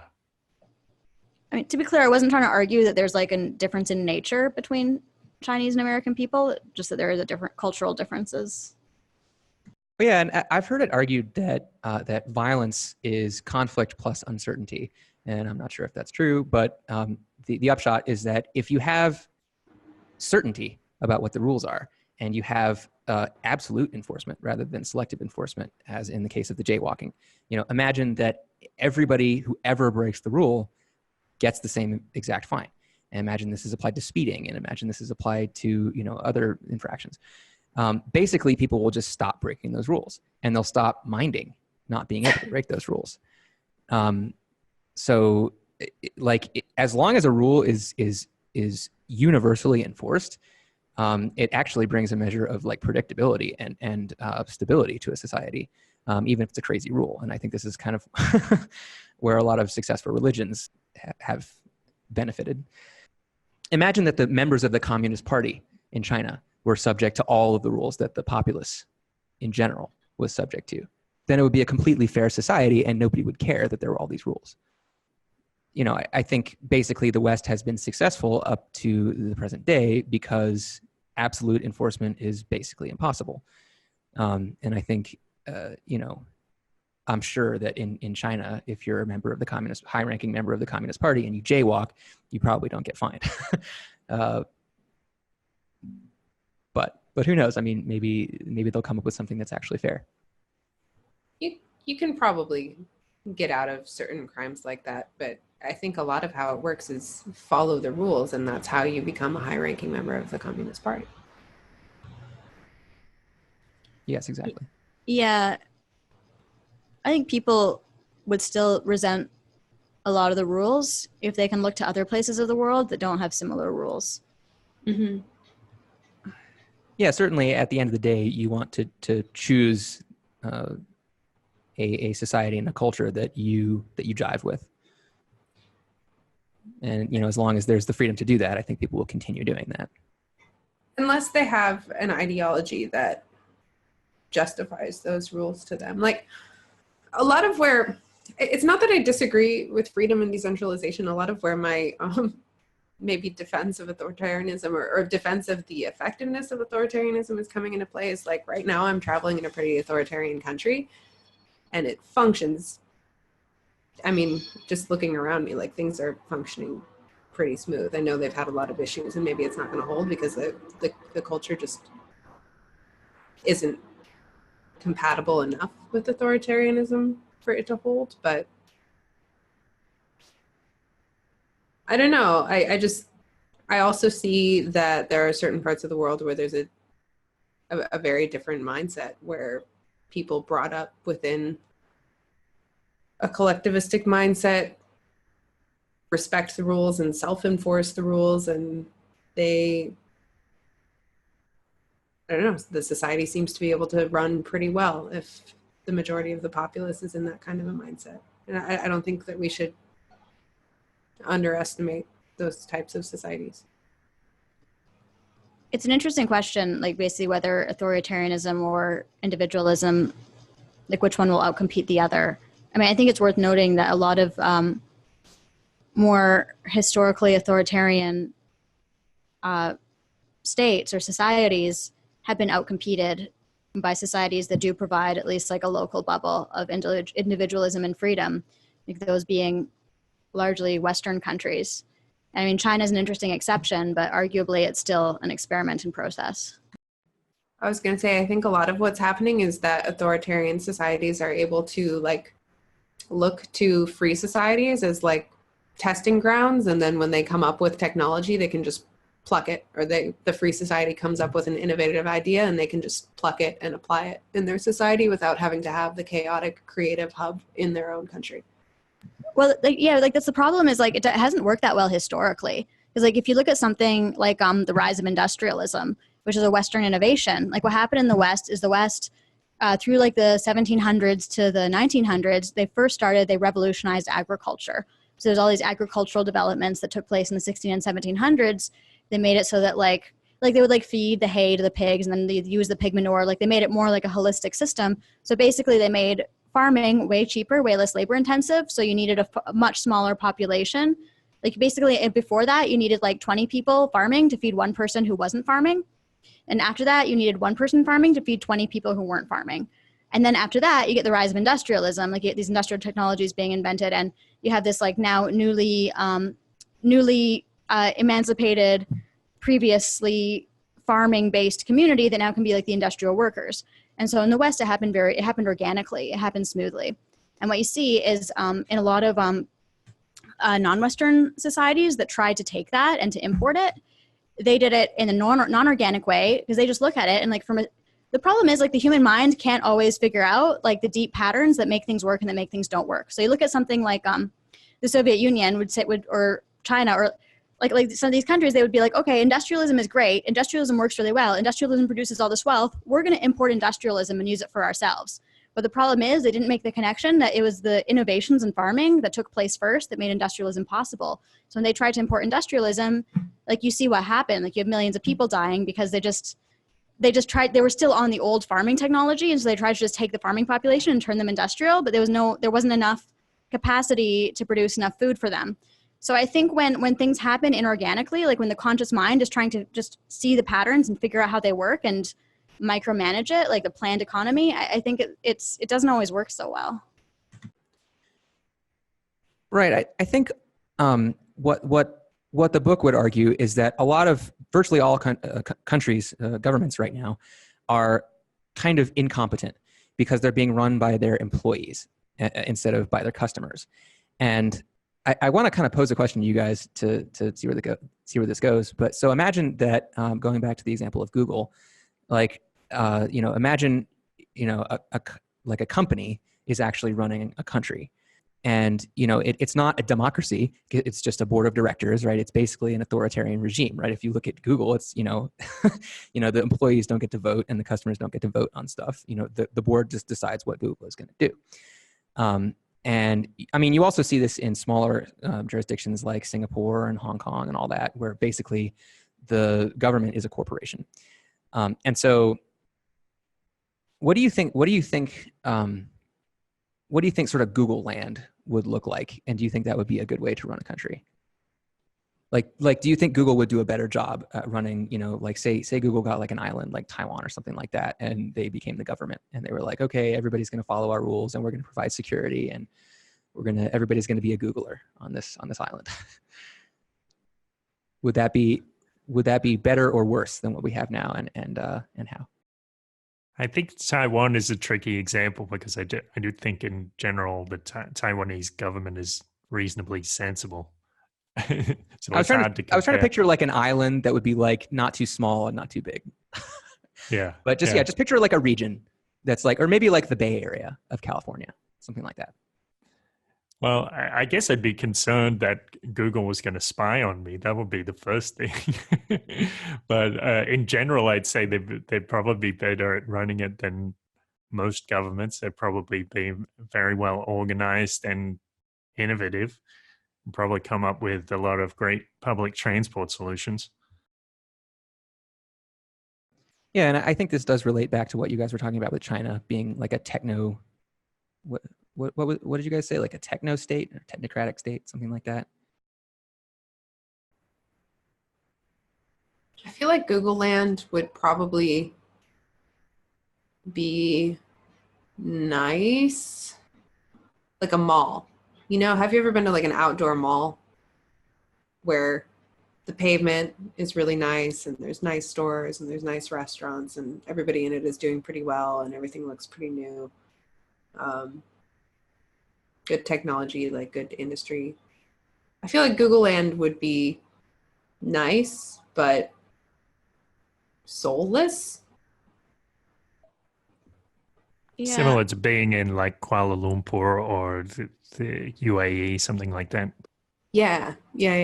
Google Land would maybe be similar to Dubai or something like that, but without the slavery.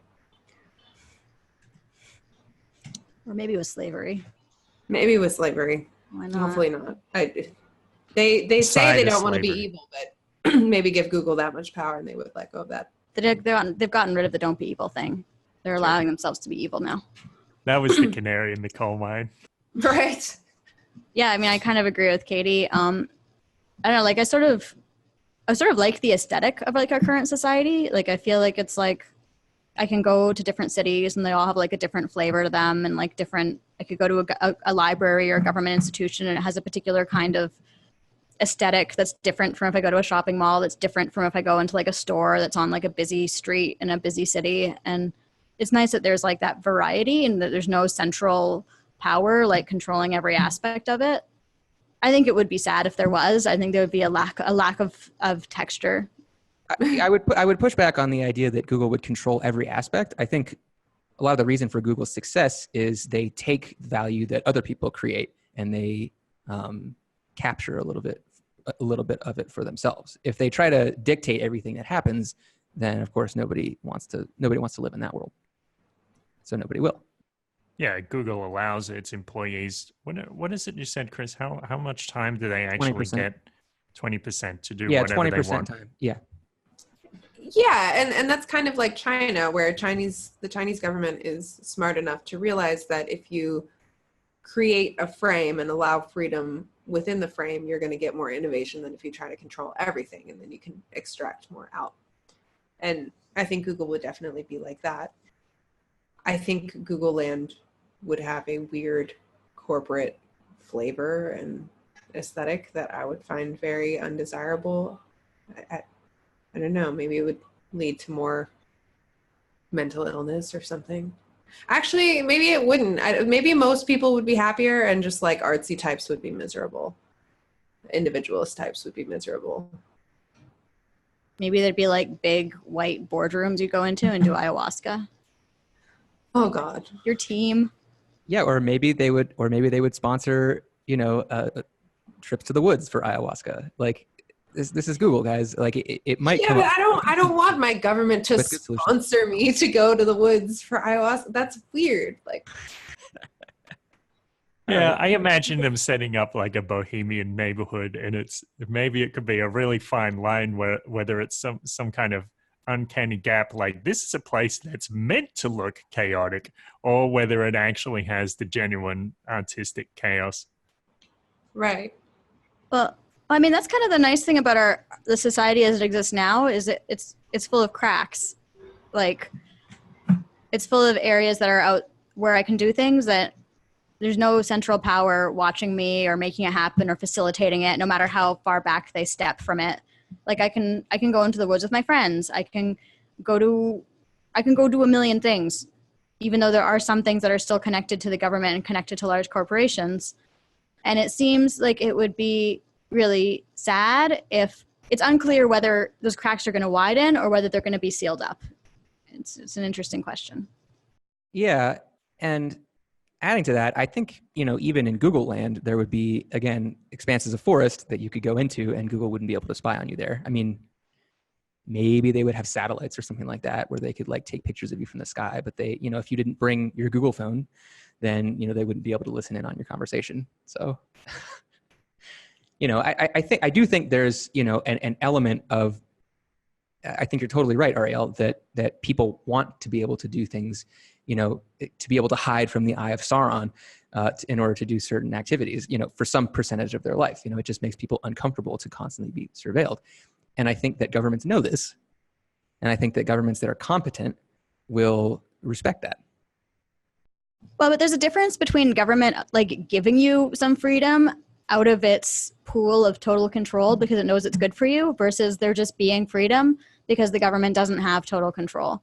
It's like in the book 1984, like when Winston and Julia, the two main characters, when they have like their love affair and then it turns out Big Brother knew all along and then they were teaching them a lesson and stuff, like it makes it it's a sadder story that there was never really any freedom to begin with. It's a sadder story than if the government just had almost total control and they were able to find a crack of freedom. Yeah, well, so there's a difference between, surveilling somebody and, learning about all of the ways that they're breaking the law in order to teach them a lesson. And there's a difference between that and what I see as what a competent government would do, which is to just not spy on certain things, to be kind of willfully blind to certain activities. I don't see there being a too big difference. I don't know. Also, yeah. Well, because one, the government is still intruding in your life, and the other one, the government is not intruding in your life. They could, but they are choosing not to. But they're choosing not to. They could. and you don't know if they are or if they're not. Yeah, and as long as they never actually intrude on your life, then it doesn't really make a difference to you whether they're watching you or not. It does make a difference, though. It does mean for me, yeah. Yeah, but you'll never know. It doesn't. Yeah, but that's just kind of the same mentality where people say, well, I got nothing to hide. I don't care if governments fire me. What? I'm not that important anyway. What do they want to see me dancing to dancing in my underwear or something like that? Mm.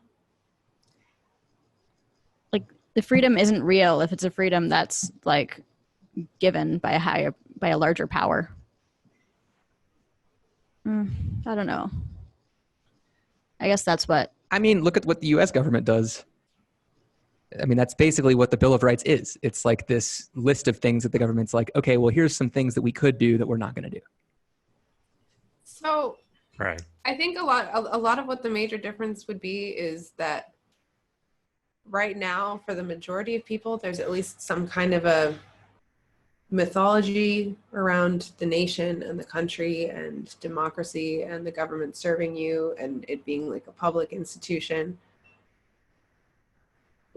which feels different from literally just living under a brand. And I think that the erosion of that mythology would make a difference in the feel of the society, even if it's just a myth. Yeah, well, that's an important point that it talks about in the book about people falling under the banner of a government, people talking about the motherland or the fatherland and, fraternity and liberty and that sort of thing. We're supposed to identify with our nation. And I think that casts some doubt on the case made in the book about the nation state, because people do very much still believe in nations and they believe in their national myths and how it all ties together, their symbols and everything like that. I mean, the writers of the book make the argument that you could have said the same thing about people really believed in the Roman Catholic Church in like the 1480s, but there was like a ton of skepticism about priests and about the Pope. And then you see like just a few short decades later, the whole institution basically loses a ton of its power. And so they would say that like, even though a lot of people are still very patriotic today, there's a ton of skepticism about politicians, a ton of skepticism about national leaders, and that like a faith in an institution can crumble very quickly. I was going to say, I think the authors are right about that. I think that is what's happening. They make the point that in the 20th century, there were millions of people who went to war and died for their nations in world wars. And would people be willing to do the same thing today in Western countries? I don't think so. I think that faith has been eroded a significant amount. And especially with the internet, I don't feel like people feel as connected to their nations anymore. And like a lot of what they're talking about in the sovereign individual applies especially to us. Like we all work online, especially like, I mean, me and Chris and Kurt like live in countries other than our country of origin because we work online and like hop. I think it's happening, at least for some people, and for the average person, I think that they believe in it much less than they would 50 years ago too. Well, I wanted to make one more point about that, which is that I think maybe a way to paraphrase what the book was saying is that the governments derive their just powers from the consent of the governed. And so, as soon as they do something that the people don't consent with, then they're destroying their own legitimacy. They can only temporarily hold on to power. So, I mean, what do we think about all this? Do we think this shift would be a good thing or a bad thing, or how do we evaluate it morally? I mean, to me, that's kind of like asking, okay, there's a hurricane coming. How do we evaluate that morally? It's like, well, there's some good things and some bad things. I don't know if you can really say that it's all good or all bad. I mean, Chris, earlier in the conversation, you sort of proclaimed that you believe in this and you think it's a good thing and you're going to do everything in your power to make it happen. So it seems like you're at least acknowledging that there's some amount of free will that we have, or there's some ways that we can influence the world to some degree or another. Well, yeah, but I think that this change is inevitable. And I think the more that you fight the change, the more you're going to suffer. So yeah, I would say that given that it's going to happen anyway, regardless of whether you want it or not, it makes sense to kind of just, if you can't beat it, join it. So that's my position. Is that why you want it? Partly, yeah, because I can see it coming. And the other reason is because I think I think it'll be a better world than we have now. And I think especially it'll be better for me.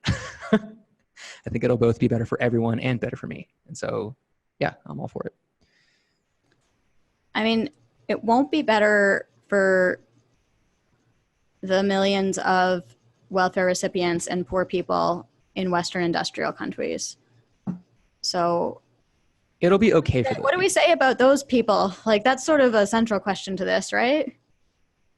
Yeah, well, so the book makes the argument or the prediction that those people will still continue to rise in wealth, in absolute wealth, just as capitalism has been pulling people out of poverty for centuries. There will be widening wealth inequality, though, and that's the problem. The book is claiming that around the world, wealth will increase. So it's kind of making the claim that when this happens, when nation states sort of collapse, as they predict they will, and when welfare states collapse, there won't be as big a differential between people who live in different countries. So someone who lives in like a third world country, like, I don't know, Cameroon or something, someone who lives in a third world country will be able to go on the internet basically. And if they have skills, then they'll be able to do pretty well. Whereas now that's not really possible because there's big wealth. Basically, a lot of your comfort in life or your quality of life depends on which country you were born in. So they're saying that's gonna break down. So it could be good for a lot of people in third world countries.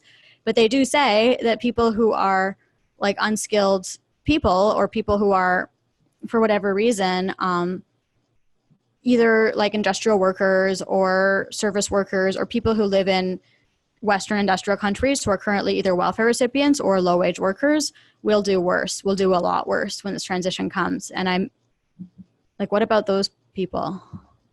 Yeah, I mean, of course, in any large paradigm shift, you're going to have some winners and some losers, and most of the losers will be people who are at sort of the bottom of the food chain right now. But actually this change, as you noted, is going to be really good for people who are in third world countries, because essentially the way that industrialism has worked out is that people in third world countries, although they may have lots of talents, are being kind of artificially held down by these richer economies that are just more industrialized. And so their own governments often. Right. And so what I'm saying is that the book is almost making the point that the poorer people in wealthy economies have kind of been just unfairly advantaged in the industrial age. And the information age will kind of reset them down to where they should be, and it will pull everybody else up to where they should be. Well, not everybody else. And it'll be more of a meritocracy. Well, not everybody else, because you still have in poorer countries a larger proportion of people who don't have tech skills relative to what you would have in a Western country, because the education hasn't been there and the computers haven't been there in the past often. So I mean, sure, what about the hundreds of millions of people, probably billions of people in the world who don't have tech skills and who are going to have a hard time in the information age? Like, what happens to them if there's no welfare state? Like, do they just die? Like, what happens to all those people? I mean, so if you look at internet penetration in third world countries, it's going to be complete. It's going to be 100% in the next couple of decades. And when that happens, it really won't matter who you are, how privileged you are. You'll have an internet connection. And if you have an internet connection, then you can learn how to code. And if you can learn how to code, then you can, take your position in the world economy and earn as much money as you deserve. I was just going to say, like, just because third world countries are going to get internet penetration doesn't mean that, like, extremely impoverished people, that the average extremely impoverished person is just going to be able to rise to where they naturally would by their own merits. Like, they're just because it depends on their talents. It depends on if they're talented. It's not just about talent though. Like, we're not going to be living in an equal opportunity world. Having internet penetration, internet access equalizes opportunity some, like more than it is now, but people who Yes, grow exactly. up in third world countries and who have to worry about like basic necessities like food, and who didn't have access to education, and who maybe don't have strong levels of literacy, aren't going to just be able to teach themselves to code. Like, some exceptional individuals will, highly exceptional individuals will, but Yeah, you well, can't just what I'm saying is erase that the the conditions that you're talking about, the conditions of where lots of people don't have access to food, lots of people don't have access to the internet, lots of people are adults who don't have any tech skills. Yeah, life is going to be unfortunate for those people, but those people will only be around for the next couple of generations. After that, people will be born into this new global economy where they have access to food, they have access to shelter, they have access to internet. All of those things are very cheap and easy. Why are they all of a sudden going to have access to food and access to shelter? Because if you look at the statistics, that's where we're going. If you look at the amount of global poverty, it's been plummeting in recent years. And it's going to get to the point very soon where everybody has access to cheap food, everybody has access to the internet. That's just the trend. But we're arguing that there's going to be a paradigm shift. So it's questionable whether the trend will be extrapolated beyond that paradigm shift. And I mean, if you look at some things like the reduction of starvation in Africa, or like the proliferation of like iodine, because there's like an iodine deficiency problem in Africa. And if you're iodine deficient when you're a child, you end up like cognitively impaired and can't code. So stuff like that. That kind of stuff has been going down in large part because of efforts like organizations like the UN, like these large international bodies that are funded by world governments. So I don't necessarily see that we're going to inevitably see a reduction in poverty in the third world after this information age shift happens. Yeah, I completely disagree with that, but we can get into that if you want. Well, through what specific mechanism, Chris, do you see this information age economic shift reducing poverty and starvation for the world's poorest? So basically, the trend of capitalism has been that the cost of everything goes down over time. The more people need it, the more of a supply there will be. And so, yeah, as time goes on, I mean, this is why you're seeing all this deflation right now in economies, because technology is causing everything to become cheaper so fast that prices are just dropping for everything. And so countries are like printing all this new currency in order to keep up with the technological deflation. I mean, things are getting... Chris, the counter argument I just made to that was one, that trend of downward moving global poverty and starvation is an industrial age trend that we don't know will continue into the information age. Okay, that's one argument. The second argument is that trend of downward moving poverty and starvation is not only a direct result of capitalism, it's a result of the current institutional situation, which is a combination of capitalism, nation states, and these global aid organizations. Yeah, so basically I disagree with your premise that nation states are causing... My argument is that capitalism itself is the primary driver of all of these trends that we're seeing. And that regardless of whether the nation state stays or goes away, we will continue to see those trends. I guess we can get into why we disagree on that. But basically, this new information economy is creating it such that the worldwide economy is a meritocracy. And so stuff that is actually more valuable will actually get rewarded. And so more stuff that's valued will actually get done.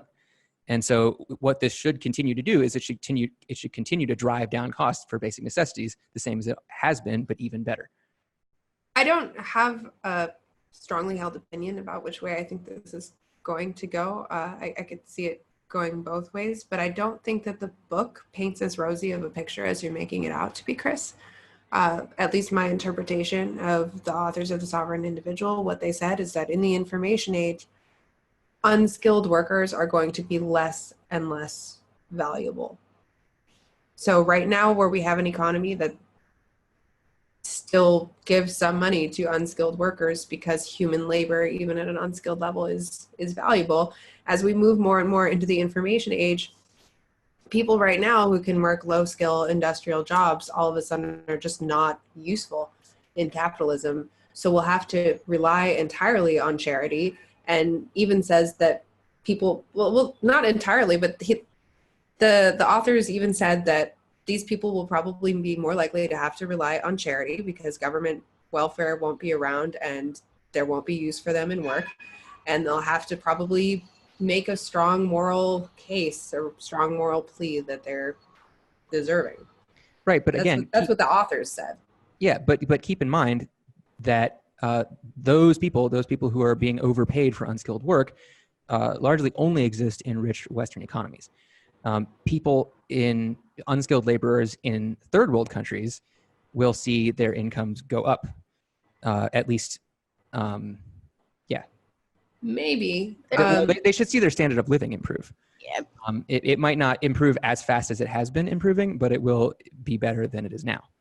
So I agree with you that people in Western countries are overpaid for unskilled work, and that I also believe that people in third world countries are underpaid for unskilled work. But one of the factors of the information age is that unskilled work is going to be automated away. So there's just going to be no pay for unskilled work. I mean, maybe. That's why you have to what develop everybody says skills. about every technological advancement that puts people out of work. People always say, "Oh, these people aren't going to be able to do anything," and lo and behold, some new industry comes up that allows them to earn money.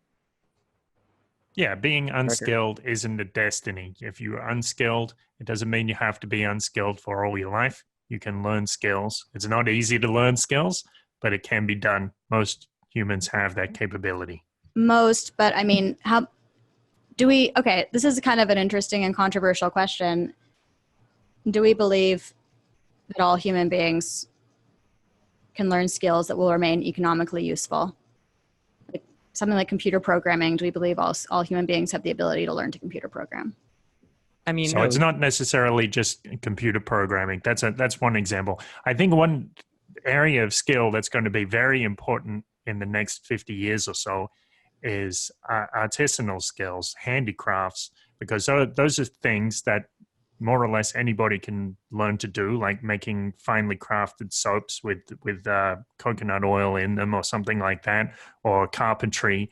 And these are things that you can't get from a factory, you can't get from a 3D printer, and they can be highly customizable and they can be expressions and they can be creative. Well, the problem with that kind of thing, like I have a friend that was trying to go into that, and the problem is like making like an artisanal table or something takes like many like tens of hours of work, and then once you've made it, like you can't mark it up that much from just like a normal industrial table. Like you can't really charge like $8,000 for it because just the market, people like it's just the availability of mass-produced goods makes it so that it's hard to profit off of artisanal goods, Yes, given the time that's required to put into them. yes, but Okay, you're so looking at here's this with one variable, one variable only. So the thing about it is, mass-produced goods are going to go right down because of improvements in factory technology, automation, 3D printing, and other advances. So things like say you get a regular wooden table, it might only cost like $5, $10, and the artisanal goods are going to be, maybe they'll just remain at the same price they are today, like, you know, a few $100s for this fine table, but everything else is going to be cheaper, so people can still make a good living. But if they make something that's highly artistic, it's not just, you know, it's not just the cost of what a table is now. It'll probably be more. It's like a work of art. It is actually an interesting point. This is just a trend that I noticed personally, is that especially tech people and like richer people seem to have more and more interest in authentic artisanal goods these days. I do see a rise in it. It's possible that those could become more popular and could become status symbols. I don't think it would sustain a mass population. I don't think it would sustain a population of billions. No, but again, you're looking at one variable. So we're talking about having multiple industries that are going to arise. So people can do things like computer programming, or, you know, writing letters like the guy did in Her, or making artisanal goods. There's a whole bunch of industries. If you look at one and just saying, well, that thing isn't going to support everybody, of course it's not, because that's not how populations and markets work. But each of those things is still a skill. It still actually requires a lot of skill. Like if you look at artisanal goods, Yes. no, like let me finish. Like if you look at artisanal goods and you have like suddenly like 100,000 people trying to make artisanal tables, you're not going to have like those 100. It's not going to be like the industrial age where those 100,000 people each make $10 an hour making artisanal tables and they're all content. You're going to have like 10 people making artisanal tables who are amazing at it, and everyone wants those 10 people's artisanal tables, and those 10 people are going to be like ballin'. And then you're going to have everyone else making artisanal tables, and they're going to be like, well, you'd probably have like another like maybe 10% making artisanal tables that are just scraping by, and then you'd have the rest who just are not going to sell any artisanal tables. It'll be like they say in the book, it'll be more like the distribution is going to be similar to how we currently reward entertainment, so like actors and sports and stuff like that. So it's still like I don't see a way to. I find it hard to see a way to make money if you're not someone who's very talented. Yeah. Right. So that gives this huge incentive of people to actually find things that they're talented at. Yeah. So to directly answer Ariel's question, which is, are people always going to be able to find a marketable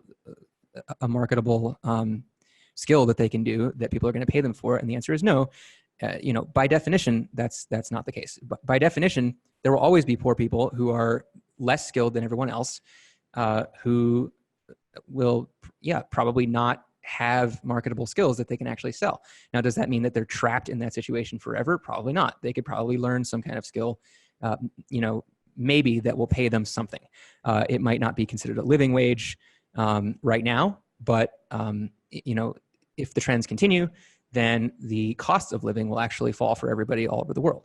And so even though you might not be able to provide much value for other people in terms of labor or whatever, your cost of living should fall. And so even if you're earning much less than what would be considered like minimum wage today, you might still be able to survive on that. And the other thing is that, as the book argues, violence should disappear in the coming age because violence will become less effective. And so right now, there's a lot of people who are basically idle, not doing anything, and they're getting by just fine because they're getting by on welfare. And basically, they're able to do this because the government is able to use violence, and they are able to use violence against the government. And so, as that cycle of violence disappears, and that's no longer a viable method of survival, people are going to be sort of forced to go look for skills that they can do. Or they can learn at least. They'll have to attach themselves to a mentor or something like that, or they'll need to rely on charity organizations or their friends and family to be able to survive. And that's not worse than what we see right now. I mean, the book argues that violence will actually, at a certain Maybe scale, worse violence than will what we see increase. right now for a lot of people, especially as. Wait, can you say that again, Katie? What was I was going to say that doesn't sound like a pretty picture for the vast majority of people, or for a large portion of people. And also, even though people can acquire skills as technology increases, as computers become essentially more skilled, it's not just a matter of can you acquire skills that would be useful today.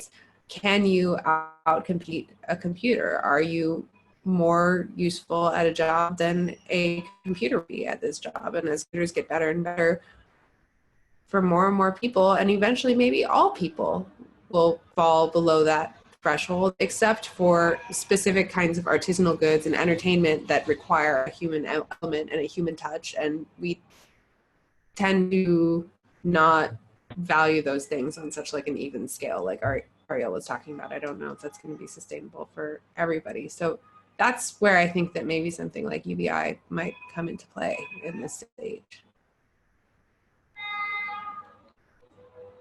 So at the moment, we can't have everything by a machine, but in an age where a lot of things can be done by a machine, people will be willing to pay a premium for people who can provide a human touch, and everybody on Earth can provide a human touch. Yes, but also in an age where most things can be provided by a machine, does it make sense to have the economy run in such a way that in order to survive, people need to find some unique way to provide a human touch and like construct unnecessary or artistic labor in order to maintain a capitalistic system as opposed to something else. Wait, I'm not sure I understand the question. Can you repeat that? Like, if basically everything can be provided automated, does it make sense to tell people to learn how to be more artistic to provide a human touch so that they can survive? Like, if most things can be provided in an automated way, does it make sense to continue to run in a system where people need to provide value in order to exchange it with other people in order to survive? Or would a different economic system make sense rather than constructing more artisanal labor to keep capitalism going? Okay, I see. So you're saying like in a world of so much abundance, well, maybe we can just do what we want anyway. Yeah. Yeah. Well, if maybe that will happen. Maybe that will be the case, and in that case, then people will probably pursue arts anyway because that's what's going to be fulfilling for them. Right, but maybe it wouldn't be a good situation to have to rely on your artistic ability to survive. I mean, I kind of see Kurt's point. Like, it seems to me like it probably would be better for everyone if people were creating things that other people valued, like rather than just like sitting at home, like banging away on their guitar and being terrible at it. Like, I mean, I can sort of see like waitressing, like waiting tables, not a particularly high skill occupation. It requires some skill, but I can see that continuing into the future because I think people appreciate having the human touch in that role, even though it might not be technologically necessary. True. So here's the thing. Our friend Seamus was raised in Zambia and lived there for a lot of his life. And I would always see him in arguments on the internet. He would ask people, all right, so when someone was advocating for a high minimum wage or something like that, he'd ask people, so how many employees do you have? And most people in the West do not have employees. But he in Zambia, people might, if you're reasonably well off, you might have a butler and a maid and a driver because why not? And there are a lot of those skills. Some of them, like driving, they'll probably be replaced by machines pretty soon, but other ones will be harder to do, and people can be also involved in the service industry that way. Yeah, I mean, and the book specifically brings that up, that providing services to sovereign individuals will become a much bigger industry. I mean, that again, it's like there's an automation thing, right? Like I probably do have like a butler and a maid and a messenger and all these things. They're just digital. Yes, but it depends because it's just also about the human touch. So for some things, you might want a human. And if you're rich it also enough... has to do with cost. So, I mean, if, eventually, if the unskilled workers of the world are so cheap, their labor is so inexpensive, then people will start hiring for those things, whereas before they were just using computer programs. I mean, it does kind of sound a lot like how many third world countries are today, where you have a small elite class and then a large service class. That's, you have more, well, this is what the authors of the book said, you have more income inequality within locations. And I don't know that that's exactly a desirable outcome. Basically, it's an undesirable outcome for rich Western countries, but it's not a huge change for the rest of the world. So the authors argue that. They also argue that because all the organizations of the world are getting smaller and we're having to rely on computers more, that human relationships are going to require a much higher degree of trust than they do now.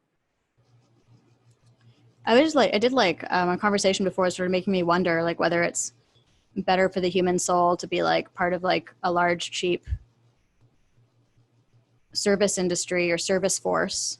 Like someone in Mexico is doing a service for a very small amount of money, or whether it's better for the human soul to be like collecting a larger UBI payment and being idle and not really useful to other people.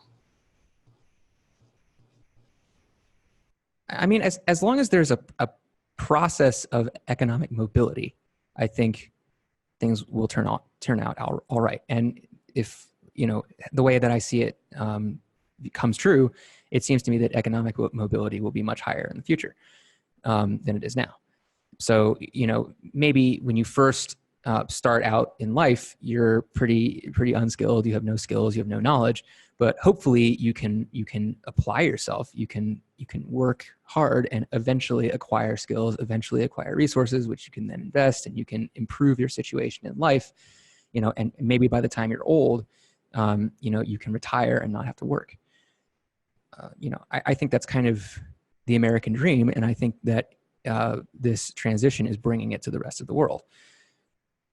So, you know, maybe life is pretty comfortable right now in the rich Western countries, and those countries might be hurting over the next few generations. But I think in general, this transition will be a good thing for the world. Do people have final thoughts on this topic before we wrap up? That's all from me. One thing is, it's very important that people try to look ahead in their own industry. So I think there's a lot of people in industries now, like mining or in the service industry, truck driving, or a lot of things. And those industries are going to be rapidly replaced by automation. So if you're not thinking about whether your career is going to be around in the next 10 years, then that's something to look at and plan about, and think about what kind of skills will be useful, or what kind of soft skills, positioning so you can get into other skills is going to be useful for you. I just wanted to say that I think a lot of how this pans out is going to have to do with how culture progresses. Because on the one hand, you could end up with a society where you have like a few techno elites and then a huge service underclass that's really bitter against each other. And that could create kind of a quasi-stable but undesirable situation like you have in many third world countries with high income inequality right now. Or on the other hand, you could have a society that comes to value artisanal goods more, comes to value art and community and entertainment more in ways that everyone can participate in, while there's only a small class of people that's running the automation machines that are kind of keeping most of the basic goods running. There's only certain things that need to be produced, but there's an infinite amount of things that could be produced and could be valued, kind of depending on how the social dynamics play out. And I think that I hope that it will pan out into a society where art and entertainment and leisure and culture and that kind of dynamism takes off, as opposed to a wealthy upper class and a hardworking servant underclass, or a wealthy upper class and a subsisting UBI idle underclass. It could go lots of different ways with the same economic conditions. Yeah, and again, I think it's important to note that if the country goes this way that the book is predicting, where jurisdictions kind of fragment and we get this very granular global economy, then you should see a multiplication in different strategies for societies. So, you know, even if some societies, even if some jurisdictions are very undesirable, very unprosperous, there will be other jurisdictions and societies that are prosperous, that are doing it well. And I think that the areas of the world that aren't doing as well can learn lessons from the ones that are doing as well, and vice versa, until kind of the best practices are learned, and everybody figures out how to make sure that life is good and worth living. Okay. Okay, thanks, guys. And thank you for watching. If you like this content, like, subscribe, check out our Patreon, and tune in next week. Thank you for joining us on the Multiversity. We hope you found this episode both mind-bending and enjoyable. We can be found all over the social media space and at multiversitypodcast.com. If you like this content, give us a like, comment, follow, share, or support us on Patreon. Catch you on the flip side.